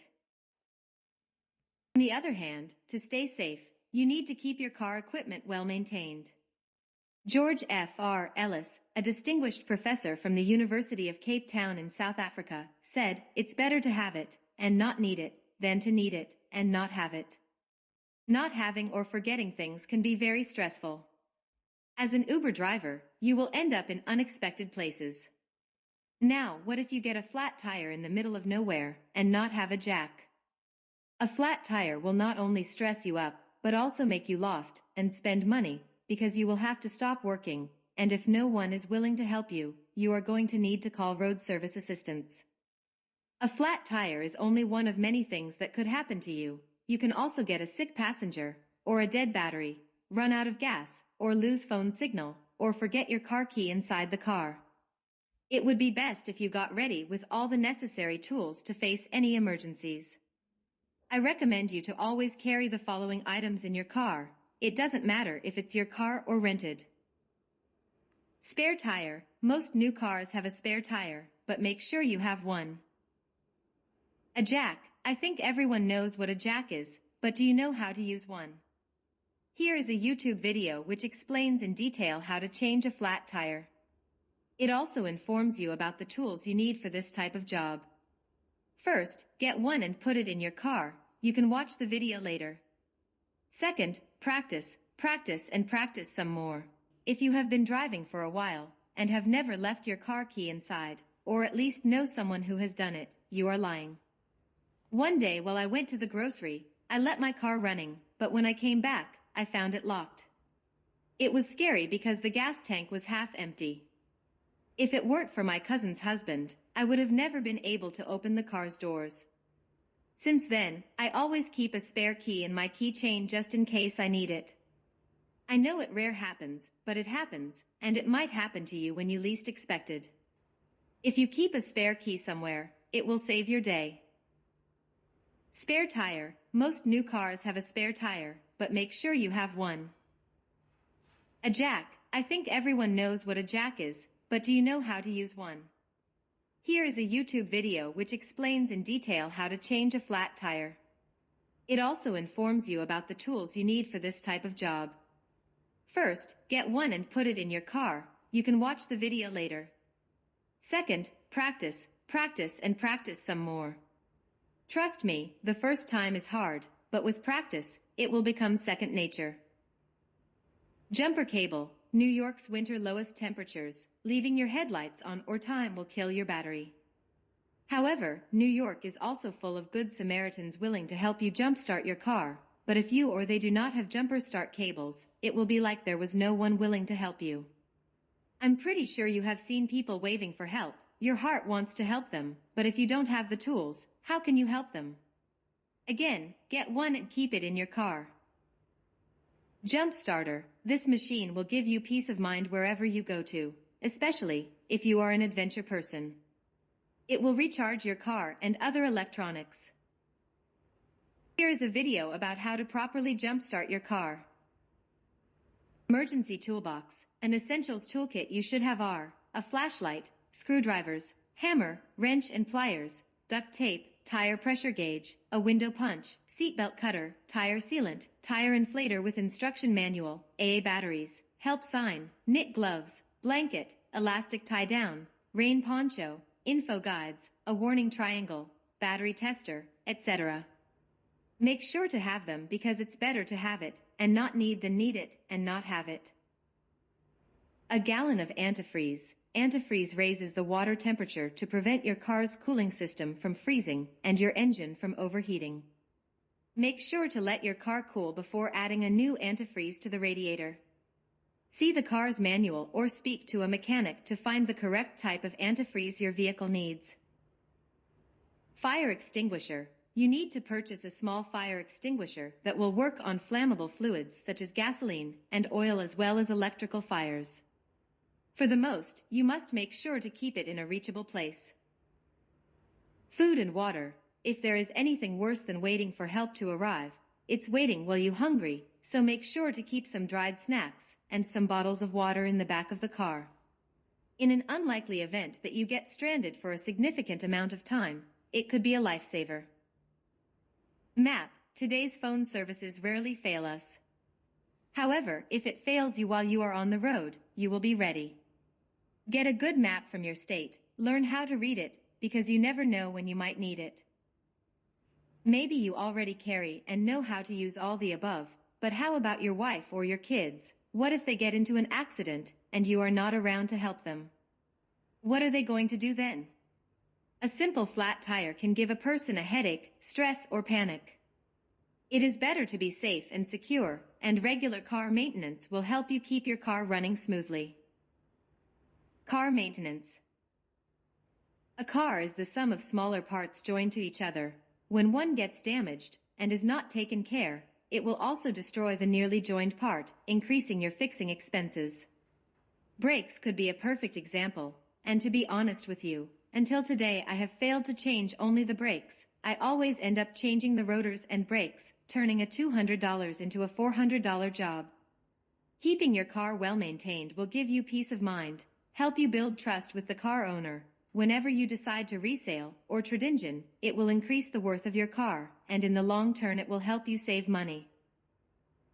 We live in a world where we must earn the right to be whomever we would like to be. There isn't such a thing as good luck. Good luck comes if you are willing to work hard and smart. It will surprise you. The hardest you work, the luckiest you will become. If you hold yourself accountable for someone else's stuff, it will prepare you for when you have your own stuff. Also, it will make you more trustworthy in the eyes of others. Have you ever thought why God gives us a job first, instead of our own company? Well, He wants to see how we treat someone else's belongings. Remember, we are creatures of habits, and however we treated someone else's belongings, it will be the same way how we will treat our things. God uses our first jobs as a training process to get us ready for our things. On August 14th, 2018, the TLC stopped granting for hire vehicle plates, except for wheelchair-accessible vehicles. Authorities are studying and deciding whether to adopt vehicles' utilization standards or regulations on the number of for-hire vehicles. All can be summarized in a few words: if you don't have TLC plates and want to keep driving, you need to rent. Mistreating your current rental car will make it harder to get one if your dealer asks you to return the vehicle. For some drivers, driving a cab is only to make some extra cash, but for some other drivers is their primary income. Therefore, a well-maintained car will give you peace of mind. Make driving enjoyable and not a burden. Sometimes earning enough money to pay bills is a problem. Not well maintaining your car will only add another to your life. If you decide to upgrade your car, regular maintenance will increase the value of your car. The car condition will make the upgrading process much easier. Of course, the value of your car will also depend on the year, made, model, miles, and equipment, but the worth of a well-maintained car will always be higher than a crappy one. If you would like to check how much your car is worth, check the following links at the end of the book. If you make sure to take good care of the interior and exterior equipment of your car, it will always look good, keep you safe on the road, and save you money in the long term. The first suggestion I got from a car mechanic was to change the car oil on time. Therefore, I'm going to start with the interior parts to which you should always keep an eye on. Oil change. So, when exactly do you need to change your car oil? If you ask your friend, a mechanic, or the dealer guy, you may get answers such as soon as you hit 5,000 kilometers, or every 3 months, or every 6 months. Who should you believe? Because if you change the oil too soon, you will be helping contaminate the environment and losing money. The most accurate answer lays between the pages in your car owner manual. The manual suggests changing every year, or as soon as the oil change light turns on. It all depends on how often you use it. Please, check your car's owner manual, because you might be changing your oil more times than you supposed to. Remember that oil change centers are businesses. Finding issues in your car is their specialties. Also, keep an eye on the type of oil they've put in your vehicle. There are rumors about some oil change centers that add conventional oil instead of synthetic oil, even though customers paid for the synthetic oil. The difference between synthetic oil and conventional oil is that synthetic crude gives about 3,000 to 5,000 miles more than conventional oil. Make sure you are getting what you are paying for. Battery. Most car batteries last 3 years, whether it passes it or not, sooner or later it will let you down. The primary reason is that most electronics are hooked and run solely on the battery, and if the battery is weak, your engine turns on slower, and with the time you will start getting electronic problems. To avoid it, stay at the top of it and replace the battery as soon as you start getting minor electronics issues. Do not wait until you get stuck in the middle of nowhere. Gas tank. Never run your car with a tank lower than a quarter full of fuel, because it will damage the electrical fuel pump. Inside the tank, there are small particles that uses the gas itself to keep the fuel tank fresh, and when there isn't enough fuel to keep the gas tank cool, the tank dries out. Pouring gasoline into a dry, hot, empty tank, it will burn down the fuel tank. Of course, it is not going to happen in the first 2 times, but if you continuously do it, it will prematurely burn your gas tank. To replace your fuel tank, you might have to spend between $400 to $600. I bet you can do something else with that money. Fluids. There are five vital fluids you should always keep an eye on. If you are doing yourself, make sure the car cools off, but if a mechanic does it for you, you can skip this. The first one is your engine oil. Making sure your vehicle has enough engine oil will ensure the engine runs well and will keep it properly lubricated. Second, coolant/antifreeze. This fluid prevents your engine from overheating. If you drive your car with low coolant or no coolant, lots of mechanical problems will occur. Third, transmission fluid is crucial for automatic transmission for a smooth and properly function. If the transmission fluid is low, you can damage your transmission. 4. Brake fluid. Brake fluid makes your braking smooth. Brake fluid is used to transfer force into pressure and to amplify braking force. A sign that you are running low in the braking fluid is when you have to apply more pressure than usual to come to a complete stop. This fluid is critical to stay safe on the road. Fifth, power steering fluid. The power steering wheel is the fluid that allows the driver to turn the steering wheel quickly, but some new cars do not have a steering fluid tank any longer because they come equipped with an electronic power steering. To find out if you need to change your steering fluid, check your car manual. Air filters. Air filters are the first line of defense for your engine. A dirty engine needs to work harder, reducing its performance and power. It's recommended to change your air filters every 12 months or 12,000 miles, or at least once a year. A dirty air filter can cause premature wearing of your car engine. For more information on how and when you should perform work on the filter, check your car's owner manual. The exterior parts to which you should keep an eye on are lights, tire pressure, brakes, disc, and mirrors. Lights. Failing not to have correctly working lights is one of the easiest ways to get pulled over. A broken bulb is not always the issue, often is the result of a wire, fusion, cracks, water leaking, a malfunctioned dashboard, etc.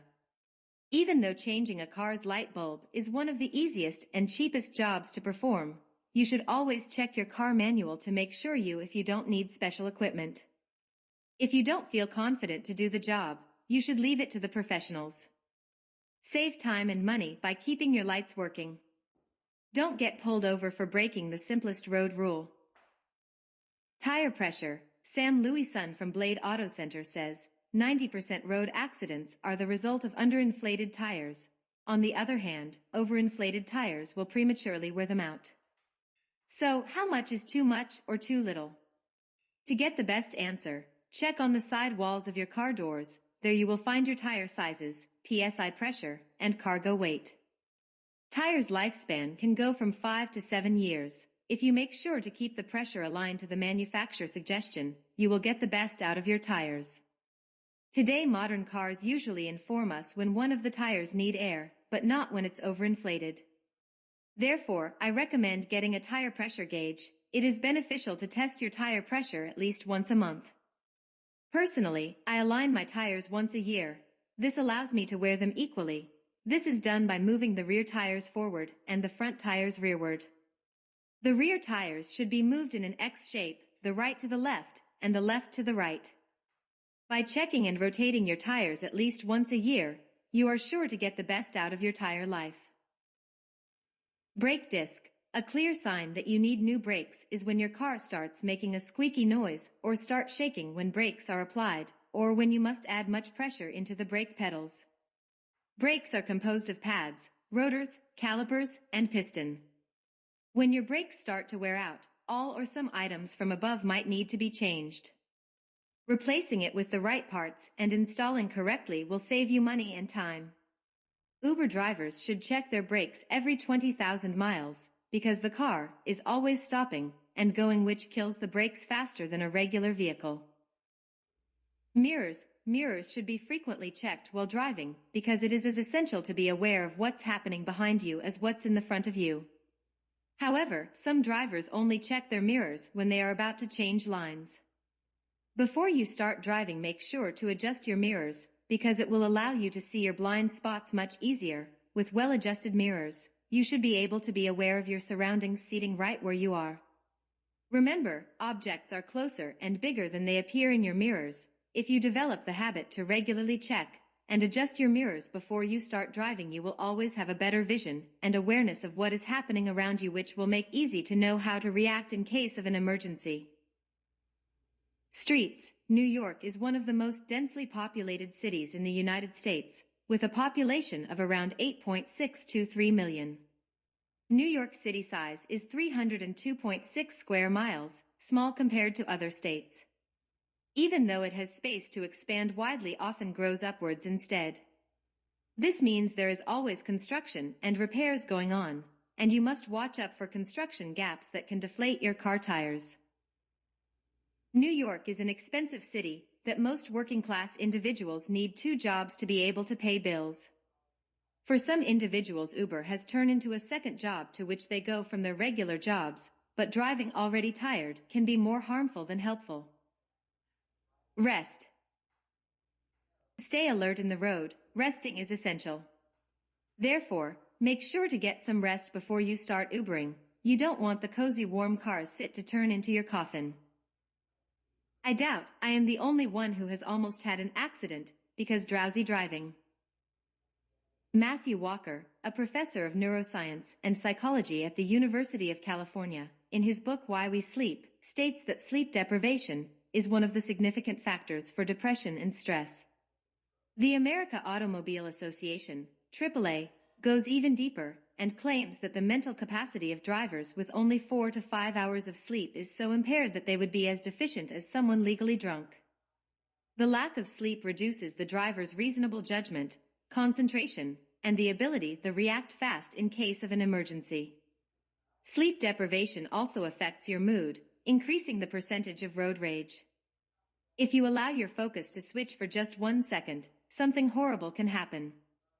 Driving drowsy puts your life, passenger, and everyone on the road in danger. On the other hand, staying alert will keep you away from dangerous, distracted, or sleepy drivers. You do not know the alertness status of the nearby driver. It only takes seconds to harm others and others to harm us. Therefore, let's not be negligent. Stop driving drowsy and distracted. Don't put your life and others in danger. Here are some tips on how to stay alert behind the wheels. First, again, make sure to get some rest before you start driving, because the cozy warm car sit can turn into your coffin.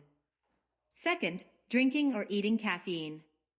Caffeine can be found in sodas, energy drinks, some teas, and coffee.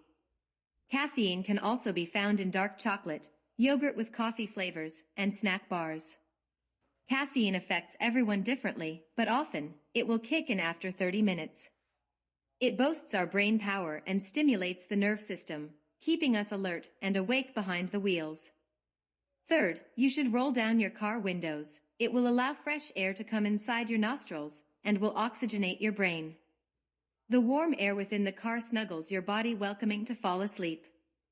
Stepping out of the car and stretching for at least 5 minutes will also wake you up and keep you alert. Fourth, chewing gum triggers all the muscles of your face, boosting brain activity, which encourages more blood flow to the brain, reducing stress and anxiety. Studies recommend peppermint or cinnamon flavors to help you stay alert while you are behind the wheels. Fifth, listening to audiobooks. Changing the radio station and playing games will also help you fight drowsiness. The most effective way I have found to stay alert is by starting to chat with my passengers. Some with their personal stories, occurrences, and future plans keep me awake until we reach their destinations. Remember that you don't change lines when you're in bed, but if you're one of those people who likes to say, "I'll sleep when I'm dead." Unfortunately, it's the other way around. You die because you don't sleep. If you are in a car accident, you may not be the only one who gets hurt. Please don't forget that road safety begins and ends with you.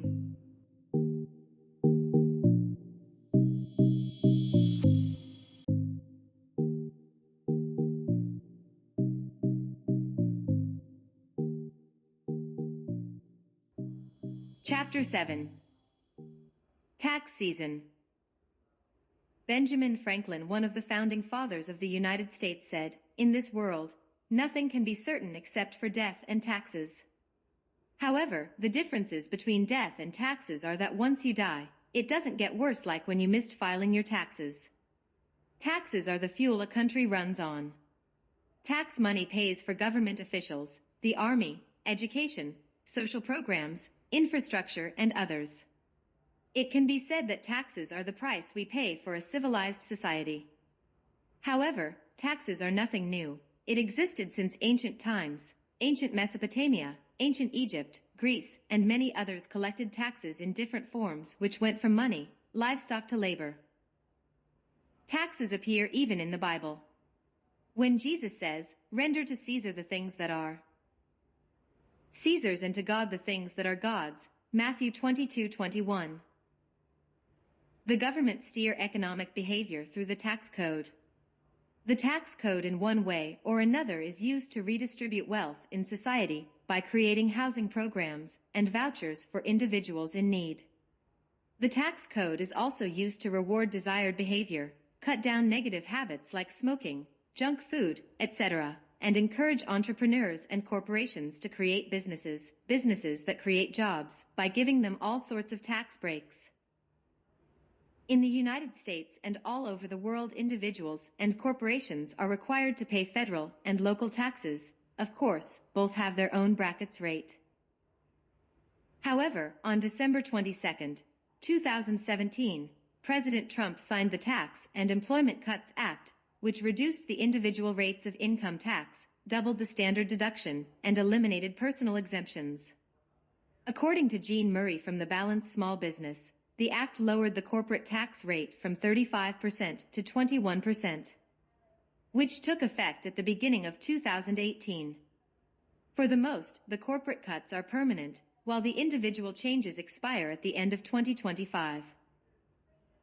As you continue to read, I will try my best to help you realize that the tax law is actually a map, a treasure map, and if you follow this map, your tax deductibles and investments profits will go up. But first, it is important that you should know that the way you earn income influences a lot in your tax deductions. Tom Wheelwright, the author of Tax-Free Wealth Influenced by Robert Kiyosaki's Cash Flow Quadrant, states that there are 4 ways how people earn income. The first one is the typical way, being an employee. Second, being a self-employed or freelancer, S. Third, owning a big business, B. And fourth, being an investor, I. As an employee, you get the protection of an employee, a work schedule, get pay at least minimum wage, pay vacation, overtime, sick days, and in case they lose their job or have an accident, they get to collect unemployment benefits. Medicaid and Social Security benefits rate is 15.5%, but employees only pay 7.65%, which is taken out of their check, and the rest is paid by their employer. At the end of the year, they get a W-2 form from their employer, and when the relationship between they and their employer ends, they might be eligible for severance from their employer. In the other hand, you as self-employee or independent contractor, big business owner, or investors will solely be responsible for paying the full 15.3% Medicaid rate, Social Security benefits, and saving for your retirement. However, surprisingly, you won't. According to Tom, this is possible because they do what the government wants. But what does the government want? According to Tom, the government wants to create jobs and build affordable houses, and as it was mentioned before, the government gets entrepreneurs and investors to do this by using tax breaks as a stimulus package. The question here is, which category do you fall in? Who are you? Most of us, Uber drivers, are considered self-employed. According to the cash flow quadrant, we pay a high tax rate. Wheelwright compare independent contractors to the average taxpayer, whose only tax benefits are home mortgage interest, property taxes, that's if he owns one, charitable contributions, and the 401k plan, which only postpone taxes until retirement. But as an independent contractor, we get all the tax breaks mentioned above, plus phone service, clothing, laundry service, internet, car maintenance, car miles, gas, continue education, food, and many other things. However, every single one of us should be aiming to move to the right side of the cash flow quadrant, because you can get more by becoming an investor or a big business owner. Some of these cuts are business trips, business meals, flights, tax preparation fees, investment management fees, and financial planning fees, and others. For taxes purposes, one of my mistakes, and I'm pretty sure of many other drivers, was to think that I needed to open a legal entity to conduct businesses, corporation. If you only have one car, you don't need a legal entity. I have 3 vehicles, and I don't need one, but I opened one thinking that I needed. If you only have a vehicle, and have created a legal entity for it, I can assure you that you are wasting money, time, and energy. Legal entities are useful to protect assets. An asset is anything of value, or a resource of value owned by a person, or a company, that can be converted into cash to meet debts, commitments, or legacies.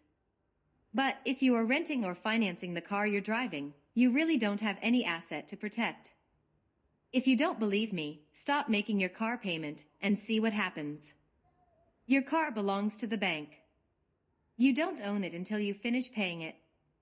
Therefore, you have no assets to protect and do not need a corporation. I understand having a corporation sounds cool. It's fantastic to have a website, a logo, business card, an email with your company's name, etc. But at the end of the day, it will cost you a lot of money to maintain.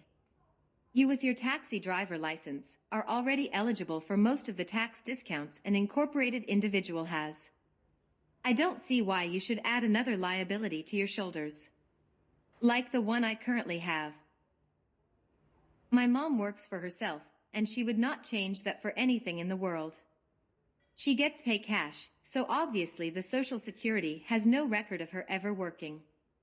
She is getting close to retirement, but the amount of money Social Security will give her is not going to be much. Trying to help her, I added her to my company's payroll, so it seems like she was working. She was my only employee. Companies must report a quarterly payroll report, IRS Form 941. This form reports the amount of federal income tax, Social Security, and Medicare taxes that the employer withheld from employees' checks.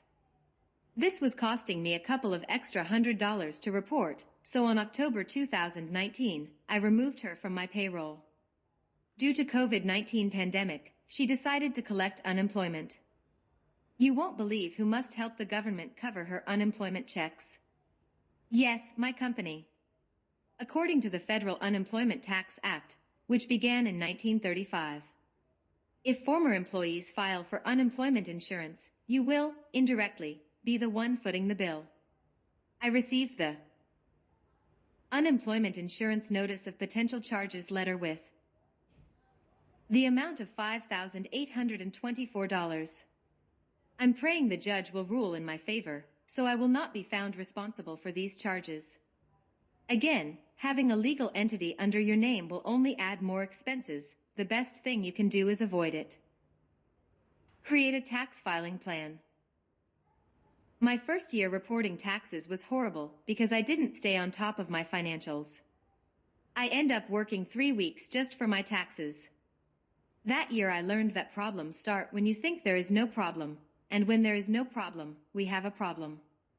We can't fix something we are not aware of. After this awesome experience, I made an investment in myself, I got certified in Microsoft. It helped me create a system that helps me track all my income and expenses. The first thing you should do is to become aware of your expenses and income, because you may be expending money that you don't have. Sadly, it happens to most of us. Knowing the amount of your expenses will allow you to know your total tax deductions. This is possible by keeping all your paper receipts. I understand keeping track of all these receipts can be time-consuming, but it is necessary.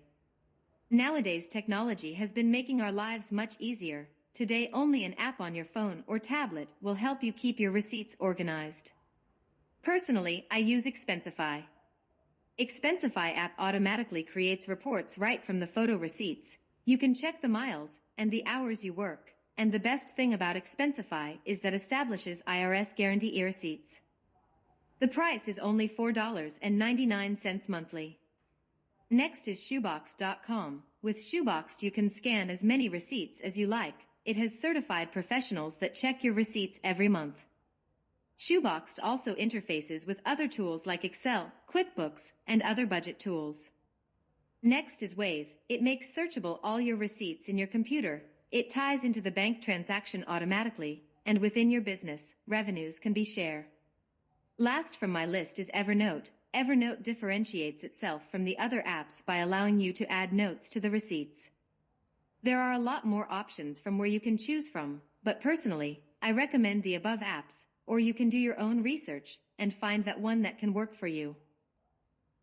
A system like the ones mentioned above can help you keep all your purchases and sales receipts safe for as long as the IRS can audit your records. Usually, the IRS audits 3 years' worth of records.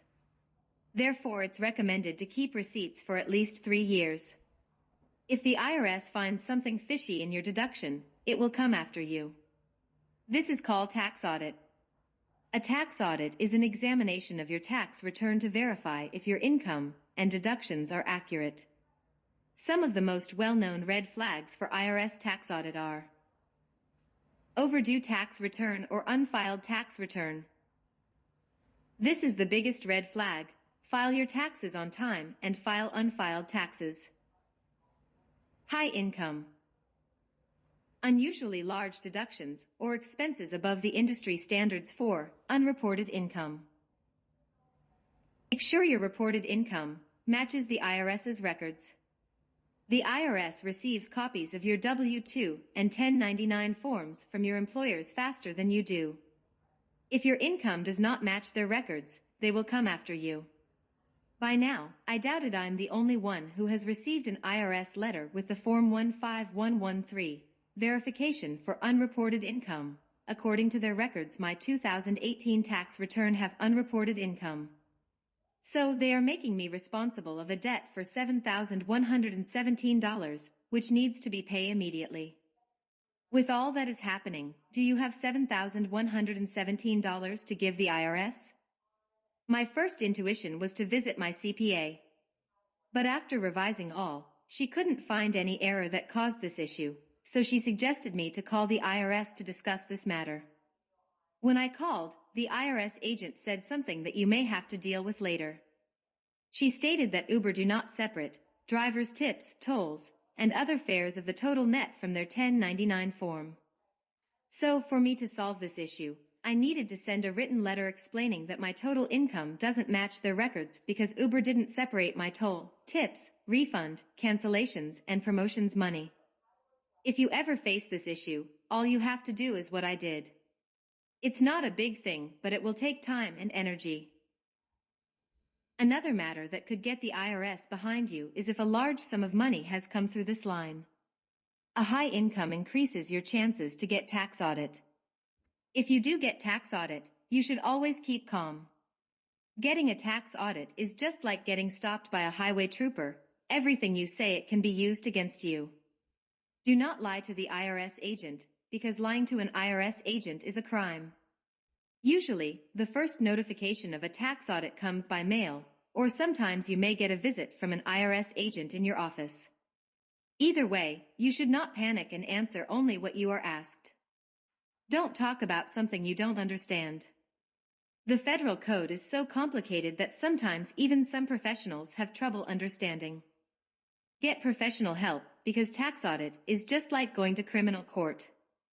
If you have been visited by an IRS agent, the best thing to do is to keep quiet and schedule an audit appointment. Scheduling an interview will give you time to gather all your documents for your audit, and it will increases your chances to win. As I mentioned before, my first year filing taxes as an Uber driver was horrible.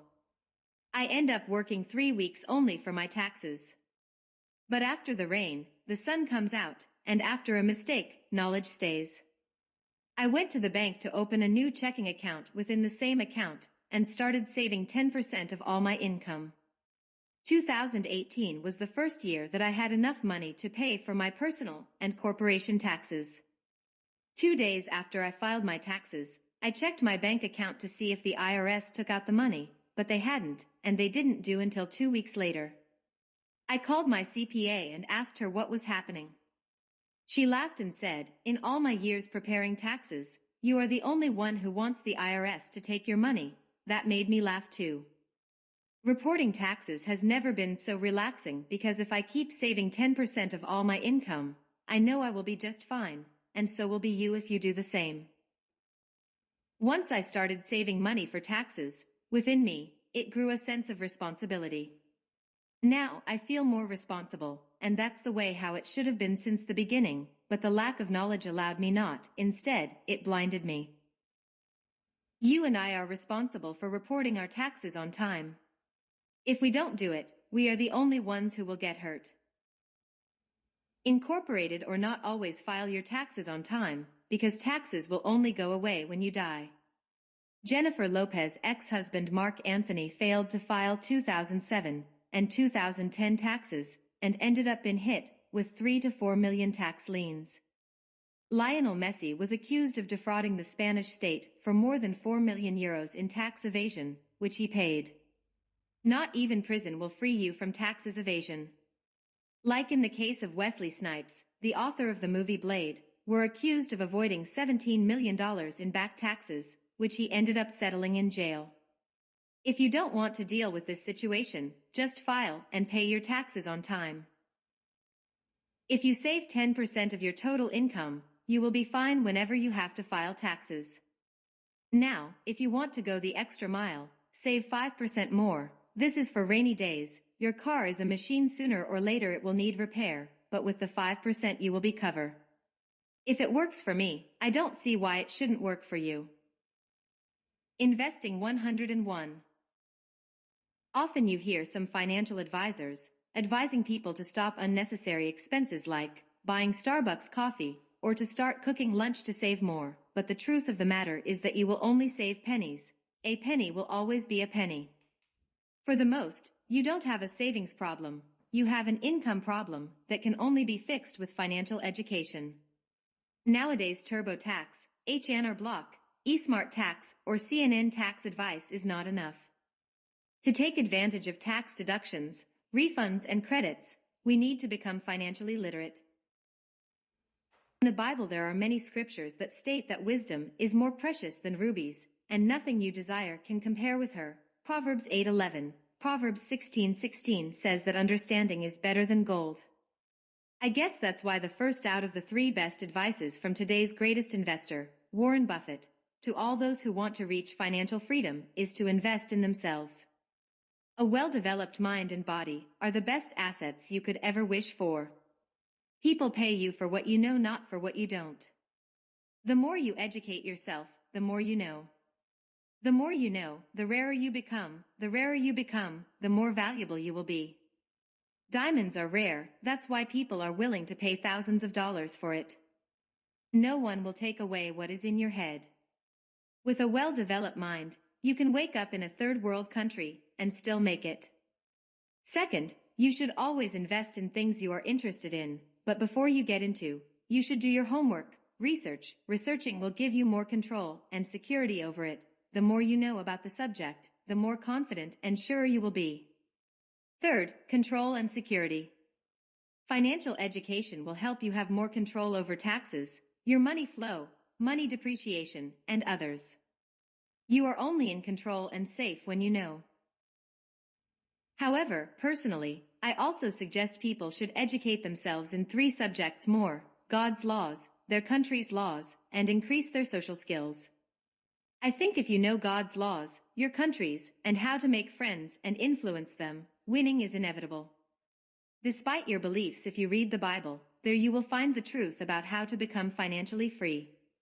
In the Bible you will find out that money is a reward for solving problems. The bigger the problem you solve, that more money you will get. This explains why most Jewish are wealthy. Since early childhood, Jewish kids are taught the Torah, which means the law. The Torah is the first 5 books of the Bible. Here you will find what you should and should not do, for God to bless your hands' work. We are here to help others, and while we help solve others' problems, we will be rewarded with money. Nowadays you can read the Bible, or you can listen to it. For the most, all or more than half of this, you can get it done while you're driving. Sadly, working class individuals focus on saving, but rich people focus on investing. Society has sold us the idea that our money is saved in a bank. But in the bank, your money loses value due to inflation. Inflation is the increase in the prices of goods and services over time, meaning that $200 will buy you less as the years pass. But the bank earns money as you spend money, and that is through bank processing fees. Every time you swipe your card, the business pays a processing fee to the bank. The bank also makes money with your money by lending it out to other people, for auto loans, mortgages, or other personal loans, from which they only pay you 0.05%. Traveling is another way bank capitalizes on you. When you use your credit or debit card in a foreign country, most banks charge crazy fees. Don't take me wrong, banks do provide beneficial services, because it is more convenient to carry around and pay with a card than cash. But before you even think about investing, first you should get rid of as much of bad debt as you can. Bad debt are expensive debts that drag down your financial situation. Sometimes bad debt is good debt gone wrong. Credit cards, a car loan, mortgage, or student loan often can turn into a problem if the individual loses his job, but if you pay off your balance each month you will have no issues. Once you get rid of the bad debt or get it under control, then you should start saving. You shouldn't put yourself in situations where you may lose money you don't have, but if you have the luxury to do it, hey, be my guest. If you only set aside 5% of your total income, in a few weeks you will have more than enough to start investing.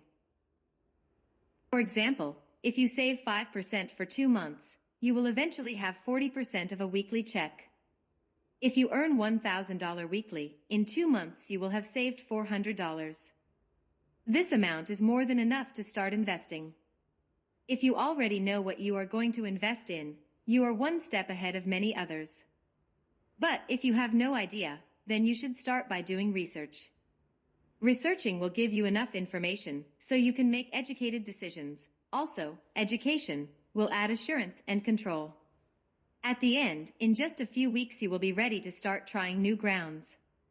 If we add the 10% for taxes, the 5% for raining days, and the 5% for investing, the total amount you need to set aside is only 20% of your weekly income. If I can live a comfortable life only with the 80%, I can bet you will do it too. Maybe $400 may not look enough to start investing, but it is. Times have changed. You no longer need to go to Wall Street, the financial district, to invest in real estate or the stock market. Nowadays, technology has made available information, software, systems, and apps that before were available only for investing institutions, and all of them with top dollars. These investing platforms allow us to start investing with just $100. They all have free and pay versions and mobile and desktop version. But, the best of all, these investing platforms are available worldwide, allowing you to start trading anywhere you are. Some of the best investing platforms for beginners are Fidelity, E-Trade, TD Ameritrade, and Robinhood. As I mentioned before, these platforms have mobile and desktop version except Robinhood. Robinhood's platform is 100% mobile. All of them show you previous year's stock values. Has chart indicators. Has a screener to find stocks trading higher or lower. Has educational videos to learn more about trading strategies, and you can trade options and futures. This is trading language for contracts. If you need a company's information like earnings, assets, and liabilities, Yahoo Finance and Investing.com are very useful sites. They both provide price stocks history, if the company pays dividends, and current stock news, which can make your trading experience more fun.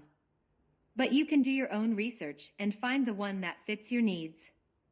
Some of these platforms also allow you to short sale stocks, meaning you can sell them and buying them back for a profit. All depends on the broker who you're working with. There are tons of information online regarding this matter. Do your homework, educate yourself, and see how your financial world changes.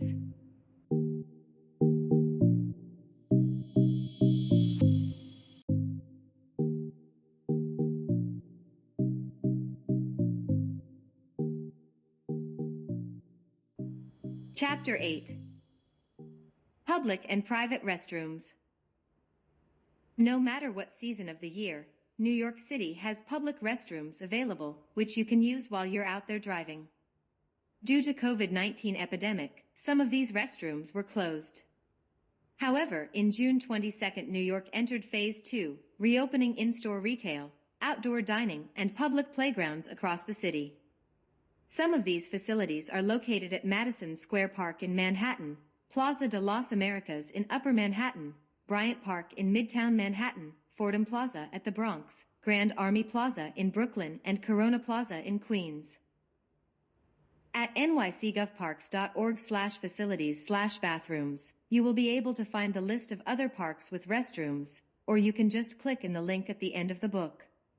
On this website you can search for your nearest public restroom. You make your choice, click on it, and it will take you to the next page, where you will get the direction via Google Map. Once you click on it, it will show you the distance and the way.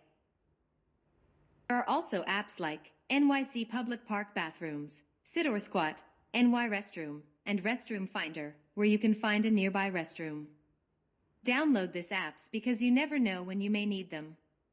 Also, if you ask, you can use the bathrooms at any police department, hospitals, churches, DMV, courthouses, and many other private or public facilities.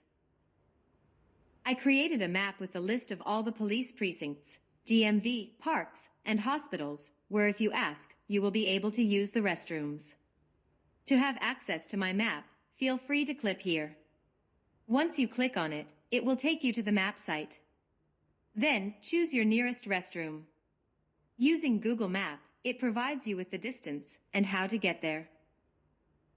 Some private restrooms you can use are coffee shops, McDonald's, Dunkin' Donuts, Burger King, White Castle, Starbucks, Taco Bell, Wendy's, KFC, and many others. A small purchase will do the trick. If you drive the night shift, you already know that releasing yourself, urinating, is much easier. But if you ever want to switch to the morning shift, the map above will help you as well. If you are a coffee lover, you won't believe what I found out regard to coffee. Coffee is a great stimulant to wake up, but not very friendly if is drink while we are in the road. Have you ever asked yourself why just after a few minutes of drinking alcohol or coffee you have the tendency to want a bathroom break? This is due to the antidiuretic hormone also known as ADH. ADH hormone is made by the hypothalamus in the brain and stored in the posterior pituitary gland. In case of dehydration, ADH is responsible for retaining water in the body. When dehydration occurs, the hypothalamus releases ADH, which is carried to the kidney. The kidney's, among other organs' main function is to monitor the body's fluid volume.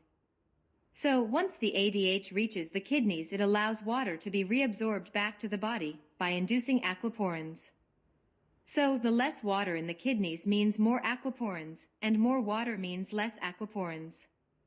So what does ADH has to do with coffee and alcohol?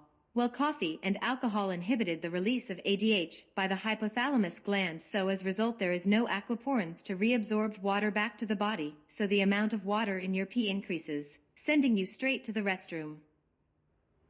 So if you are a coffee lover while you are driving, make sure to have a restroom nearby. When I no longer can find a nearby restroom, and I can't hold it anymore, this is the tactic I used. I drive to the nearest empty street. I double park my car next to a bigger car. Then I open both doors. I stand in the middle of it, to make it look like I'm cleaning the car. The doors and the other car serve me as fences, giving me the opportunity to urinate without nobody observing me. Hey, if it works for me, I don't see why it shouldn't work for you.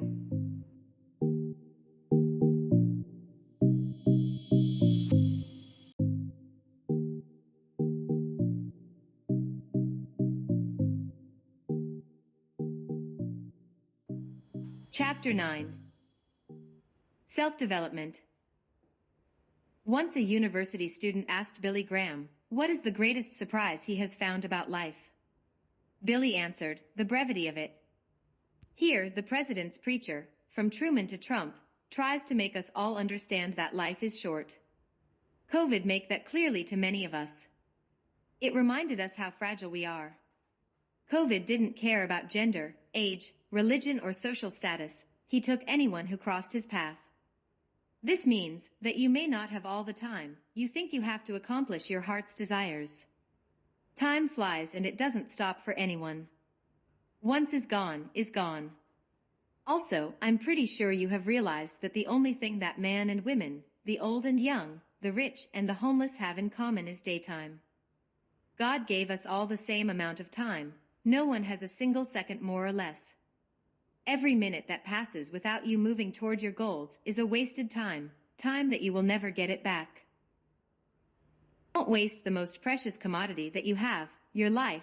Live, do, create, transformed, leave your mark here. Ephesians 5:16, NIV, says that we should make the most of every opportunity, because the days are evil.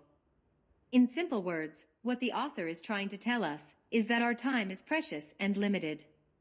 The saddest part is that you might be wasting it, and you shouldn't, because now that you are under the wings of the ride-hailing giant, you have more free time than in any other job you have ever had.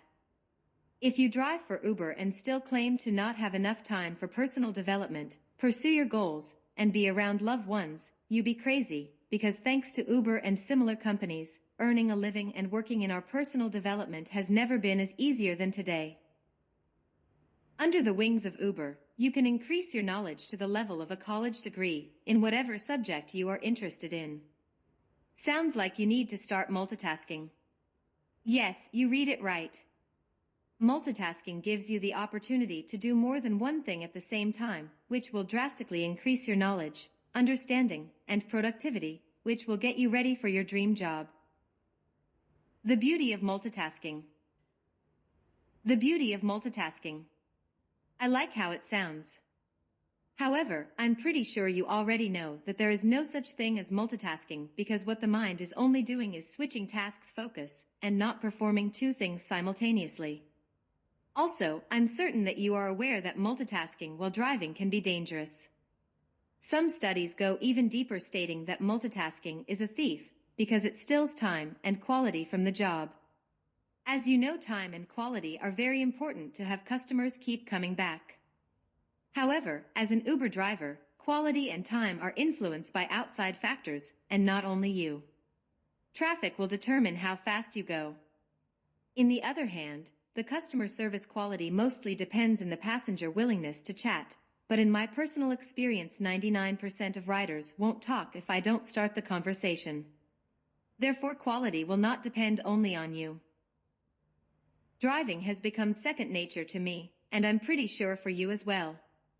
Time has made it robotic. We don't need to have complete focus. That's why we can daydream, chat with our passenger, sing along our favorite songs, or talk on the phone, and still drive very well. The only time multitasking can become dangerous is when you are involved in two tasks that required a lot of focus, like texting and driving or reading to understand. I won't lie to you, you will make mistakes, wrong turns, maybe pass a stop sign, but when haven't you? At least these mistakes are going to be because you are learning something new. If you are scared, you can start listening audiobooks while you have no passenger. Then, little by little you will be able to do it with a passenger sitting on the back seat. Once you do this transition, and even if you only learn one new thing from a 2 hours audiobook, it's still going to be better than listening to the latest hit. When you listen to music, you are adding money to the artist pocket, but if you listen to audiobooks, you add wealth and wisdom to your pocket. With time, as your social skills get sharp, you will become confident enough that you will be able to start a smart, neutral conversation with anyone. This skill will allow you to keep to yourself whenever you're listening to an interesting audiobook, but also give you the charisma to have a friendly conversation whenever you feel like it.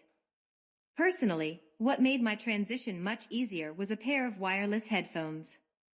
Even though it can be a little expensive, is a gift that you can give to yourself. Maybe you might have them already. Wireless headphones are more convenient than wired headphones because they are wire-free, which means no wires in your way and one ear free to listen to your passenger. For the most, because they are Bluetooth, they are legal. In Chapter 6, I wrote about the importance of keeping your mirrors well set, which can make your learning time much easier.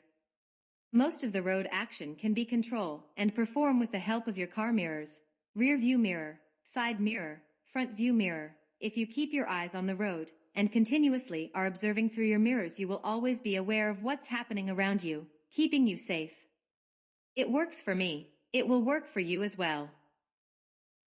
You can do your workout, getting ready to go to work, or riding the train time more productive if you listen to an audiobook instead of music. It will drastically increase your knowledge in whatever subject interests you. Whenever you decide to multitask, make sure it is doubling your knowledge and income, or in the knowledge that will double your income. When you increase your knowledge in what interests you, you also increase the chances to get a job in it. I have been able to listen to 3 books a day on my favorite topic. I'm a slow reader. If I have to read a paper book, it probably will take me at least 2 to 3 weeks, but I devour audiobooks only in about 2 to 3 hours. There is a power to do 2 things at the same time. I jumped of happiness when my passenger asked not to be bothered, because it means more free learning time for myself. In Chapter 7, you learn that the more education you get, the wiser you become. The wiser you are, the rarer you become, and the rarer you are, the more valuable you will become. People will search for you because you will have something they need. You will become like a tree with ripe fruits. Have you ever seen a tree trying to sell his fruits? No, right? I love mangoes. Back in Ecuador, my neighbor used to have a mango tree. The tree was standing on a wall about 5 feet above the ground. I was 8 years old and very small, which made things even harder for me to reach them. Getting them was hard work, but when I got them, I used to eat them all before they were ripe. Green mangoes with salt taste amazing. The point here is that I used to go to the mango tree and not the other way around. So it will be with you when you develop a fruit to offer. The same way I know that green mangoes mix with sat taste amazing, there are people who can recognize talent. This talent mix with education can become the next big thing. But first, you need to know what type of seed is within you, because you will bear fruits of what you are, not what you want. A mango seed will never give apples. Likewise, the apple will not give mangoes. The same thing was applied to you. When people know your differences, your fruit, they will pay for your counsel. They will need you and not the other way around. If you're not sure what seed is within you, ask God. God knows what you are supposed to be doing. In the Bible, in Jeremiah 29:11, God says, "For I know the plans I have for you, declares the Lord. Plans to prosper you and not harm you, plans to give hope and a future." God knows for what you were born for. In fact, He made you distinctly from anybody else, that not even one will ever, past, present, or future, walk the face of the earth with your same fingerprints, gifts, talents, or anointed as you. God will open doors for you that no man will be able to close, and will close doors no one will be able to open. He will give you dreams no one has dreamed, heard, or seen before. God knows who you are, not the Facebook you, or the Instagram you, but the real no makeup you. Nothing you do catches the Lord Almighty off guard. He knows what you are going to do tomorrow. next month, and next year. He has never, not even once said, "Oh, I didn't see that coming." So asked him. Also, in Matthew 7:7 God says, "Ask, and it will be given to you, seek, and you will find, knock and the door will be opened to you." If you pay attention to the first three words, they are verbs, which require action from your part. But it also emphasizes who to seek, where to knock, and how it should be asked. I don't want to sound religious, but the only thing that truly will awake you from this nightmare is a close relationship with the Creator of heaven and earth, the CEO of the universe, our God and Father. He has awoken me to this new fantastic life, full of promises, love, and protection. I don't see why He wouldn't do it for you too. Why we do what we do. Have you ever asked yourself why you do what you do? What are you expecting to get after the accomplishments of all your goals, hopes, and dreams? I truly believe that all we do is to be happy, to feel fulfilled. For me, all ends in happiness. Being able to provide for my family, pay rent, buy food, travel, own a car, and many other things gives me joy, which is happiness. What blows my mind is that when I am the happiest is usually when I am in peace with myself. Many of us look for happiness in material stuff. Buying the newest things will never fully fulfill you. Sure, a new car can make you happy for a month or two, the same thing if you buy yourself a Rolex. The happiness that comes from material stuff wears off, at the same speed how it was obtained. Happiness is a choice, not a result. True happiness can only be found within you, and is brought forth by joyful moments. The other thing that fascinates me is that what brings us the most joy is free. Love is free, friendship is free, a smile is free, kisses are free, your kids were free, or did you have to pay for them? If happiness is a choice, and is within us, how can you get in touch with this emotion that asks nothing or any effort from our part? Personally, I touched this dimension when God passed from being an entity, whom I was going to deal with after death, to my Holy Father. No matter your beliefs, if you form a relationship with God, your life will be filled with love, joy, peace, forbearance, kindness, goodness, faithfulness, gentleness, and self-control. These are the fruits of the Holy Spirit, and against such things there is no law. Galatians 5:22-23. Sonship or relationship with God is just like that one you have with your parents, wife, kids, and friends. The only way to start, grow, and maintain the relationship is by regular communication, talking to one another, spending time together, sharing happy and sad moments. If there is no communication, there is no relationship. If God is a stranger to you, it may be possible that communication has been cut off, or it's possible that you have been worshiping the wrong God. Often, we make money our God, pleasure, drugs, alcohol, sexual immorality, idols, etc. John 8:31 states that the only thing that we will set us free is the truth, and personally, I believe the truth is inside the oldest book in the world, the Bible. If you start questioning your beliefs, norms, and values, it will shock you when you compare to the true, just like what happened with the stated statement by scholars and the educated in the Middle Ages that the earth was flat rather than spherical. Their truth, was it the truth? Maybe what you have been told or taught your entire life might not be the truth. Came to God when I was in bad shape, emotionally and financially. I mean, who needs God when you have a good job, your kids are healthy, your mortgage has been paid, and you get to play your favorite sport at least once a week? The only moments we turn to God is when our richest failed us, or when the doctor says there is nothing else I can do for you, or when you lose your job, and no one seems to want to hire you, or when the love of your life wants to divorce you. God wants to be God all the time.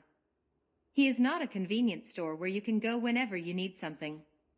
Personally, what I had experienced is that more I get to know God, that more I know myself, the more I fall in love with Him, the more I love myself, and the more I love myself, the more I love others. Words can't explain the joy of having Him as a Father. The only way to understand it is to experience it. There is no complete happiness without God. To change yourself, working hard is not enough, but if you fear God, keep his laws, commandments, and statutes. It will help you avoid cheating on your wife, partner, and even yourself. Money can be recovered, but not your family, reputation, or integrity. Jeff Bezos, Amazon's CEO and currently the world's richest man, got divorced over rumors of infidelity. Our carnal desires without God are stronger than we are, but there is nothing stronger than the fear of the Lord. I motivate you to start a relationship with the great I Am. In the beginning, I didn't understand these words, I am. It was spoken to Moses when he asked the Lord for his name, so he could tell the Egyptian Pharaoh and the Israelites if they asked who has sent him. So the Lord said I am because he can be whatever you want him to be. If you sick, he can be your doctor. If you in trouble, he can be your lawyer. If you lonely, he can be your friend. If you are lost, he can be your way. If your father or mother left you, he will be your father. God wants to be whatever you need him to be. Without him, you will live life like you are never going to die, and die like you have never lived. Allow God to change your life. Only God will prosper and bless you abundantly, and no man will be able to take it away from you. The more intimate you become with him, the happier you will become. God will help you be more grateful and aware for everything that freely was given to you. These things are the ones that brings you true happiness. The secret for success. There are tons of books and programs about how to become successful. For instance, we have Think and Grow Rich by Napoleon Hill, The 7 Habits of Highly Effective People by Stephen R. Covey, The Compound Effect by Darren Hardy, Millionaire Success Habits by Dean Graziosi, just to mention a few. They all share great ideas, habits, and disciplines, but God wrote the secret in the Bible. In fact, God is so committed to our success that he wrote it in the first line of the first paragraph of the first page of the Bible. The secret is the 5th word. In Genesis 1:1 is written in the beginning, God created the heavens and the earth. The 5th word is created. God never worked or works, he creates. And in Genesis 1:26, God said, let us make mankind in our image and in our likeness. Also, Jesus Christ, who declared himself to be the Son of God, constantly persuaded us to believe we were children of God. According to the Bible, God made us in his own image and likeness, and is always creating. To me, this means we should also be creating, and not begging or praying for a job. Jeff Bezos created Amazon, Steve Jobs created Apple, Bill Gates created Microsoft, Mark Zuckerberg created Facebook, and Travis Kalanick and Garrett Camp created Uber. If Travis and Garrett were working for someone else, probably they wouldn't have created Uber, and you wouldn't have this new job where you are your own boss, have flexible hours, and get paid to see the city. They all created something, which not only financially benefited them, but also made others' lives much easier. Success has a different meaning for everyone. For some, wealth might be to be healthy, or be financially free, or have a house, or be married, or be out of a marriage. No matter what success is for you, but the only way to become financially free is by creating something. When you create something, what you are creating is a solution to a problem. This solution can be built from scratches, or by putting together two different things, just like Rabbi Daniel wrote in his book, Business Secrets from the Bible. Put an egg between 2 slices of bread, and you will have a sandwich for sale.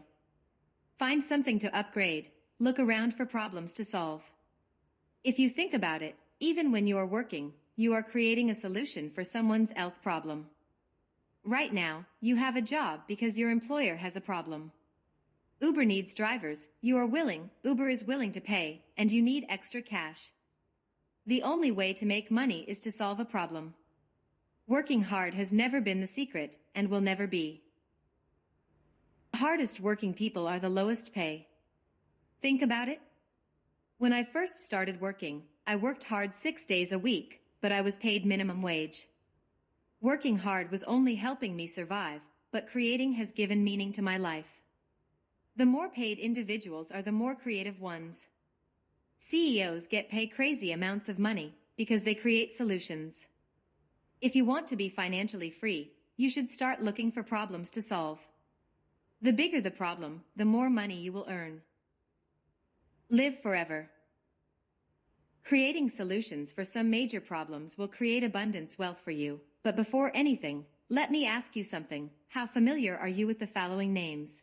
Gates William H., Walton S. Robson, Thompson Kenneth, and Alan Paul Gardner. Do you know who they are? How about Martin Luther King, Abraham Lincoln, Mother Teresa, or Albert Einstein? Whose name sounds more familiar, the first group or the second group? Familiar or not, the first group are individuals who belong to the 10% of the richest people in the world. If you don't know them, it's possible that as soon as they die, they may well be forgotten, and it will be like they have never lived.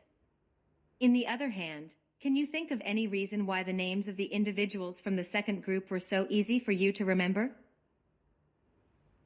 My friend, to become immortal you need to give yourself to something bigger than yourself. Giving yourself to something more significant will provide you with the extra motivation you need to accomplish all these great things you are destined to accomplish. But the only way to make your name immortal is to do something for your fellow humans. For me, it has been God.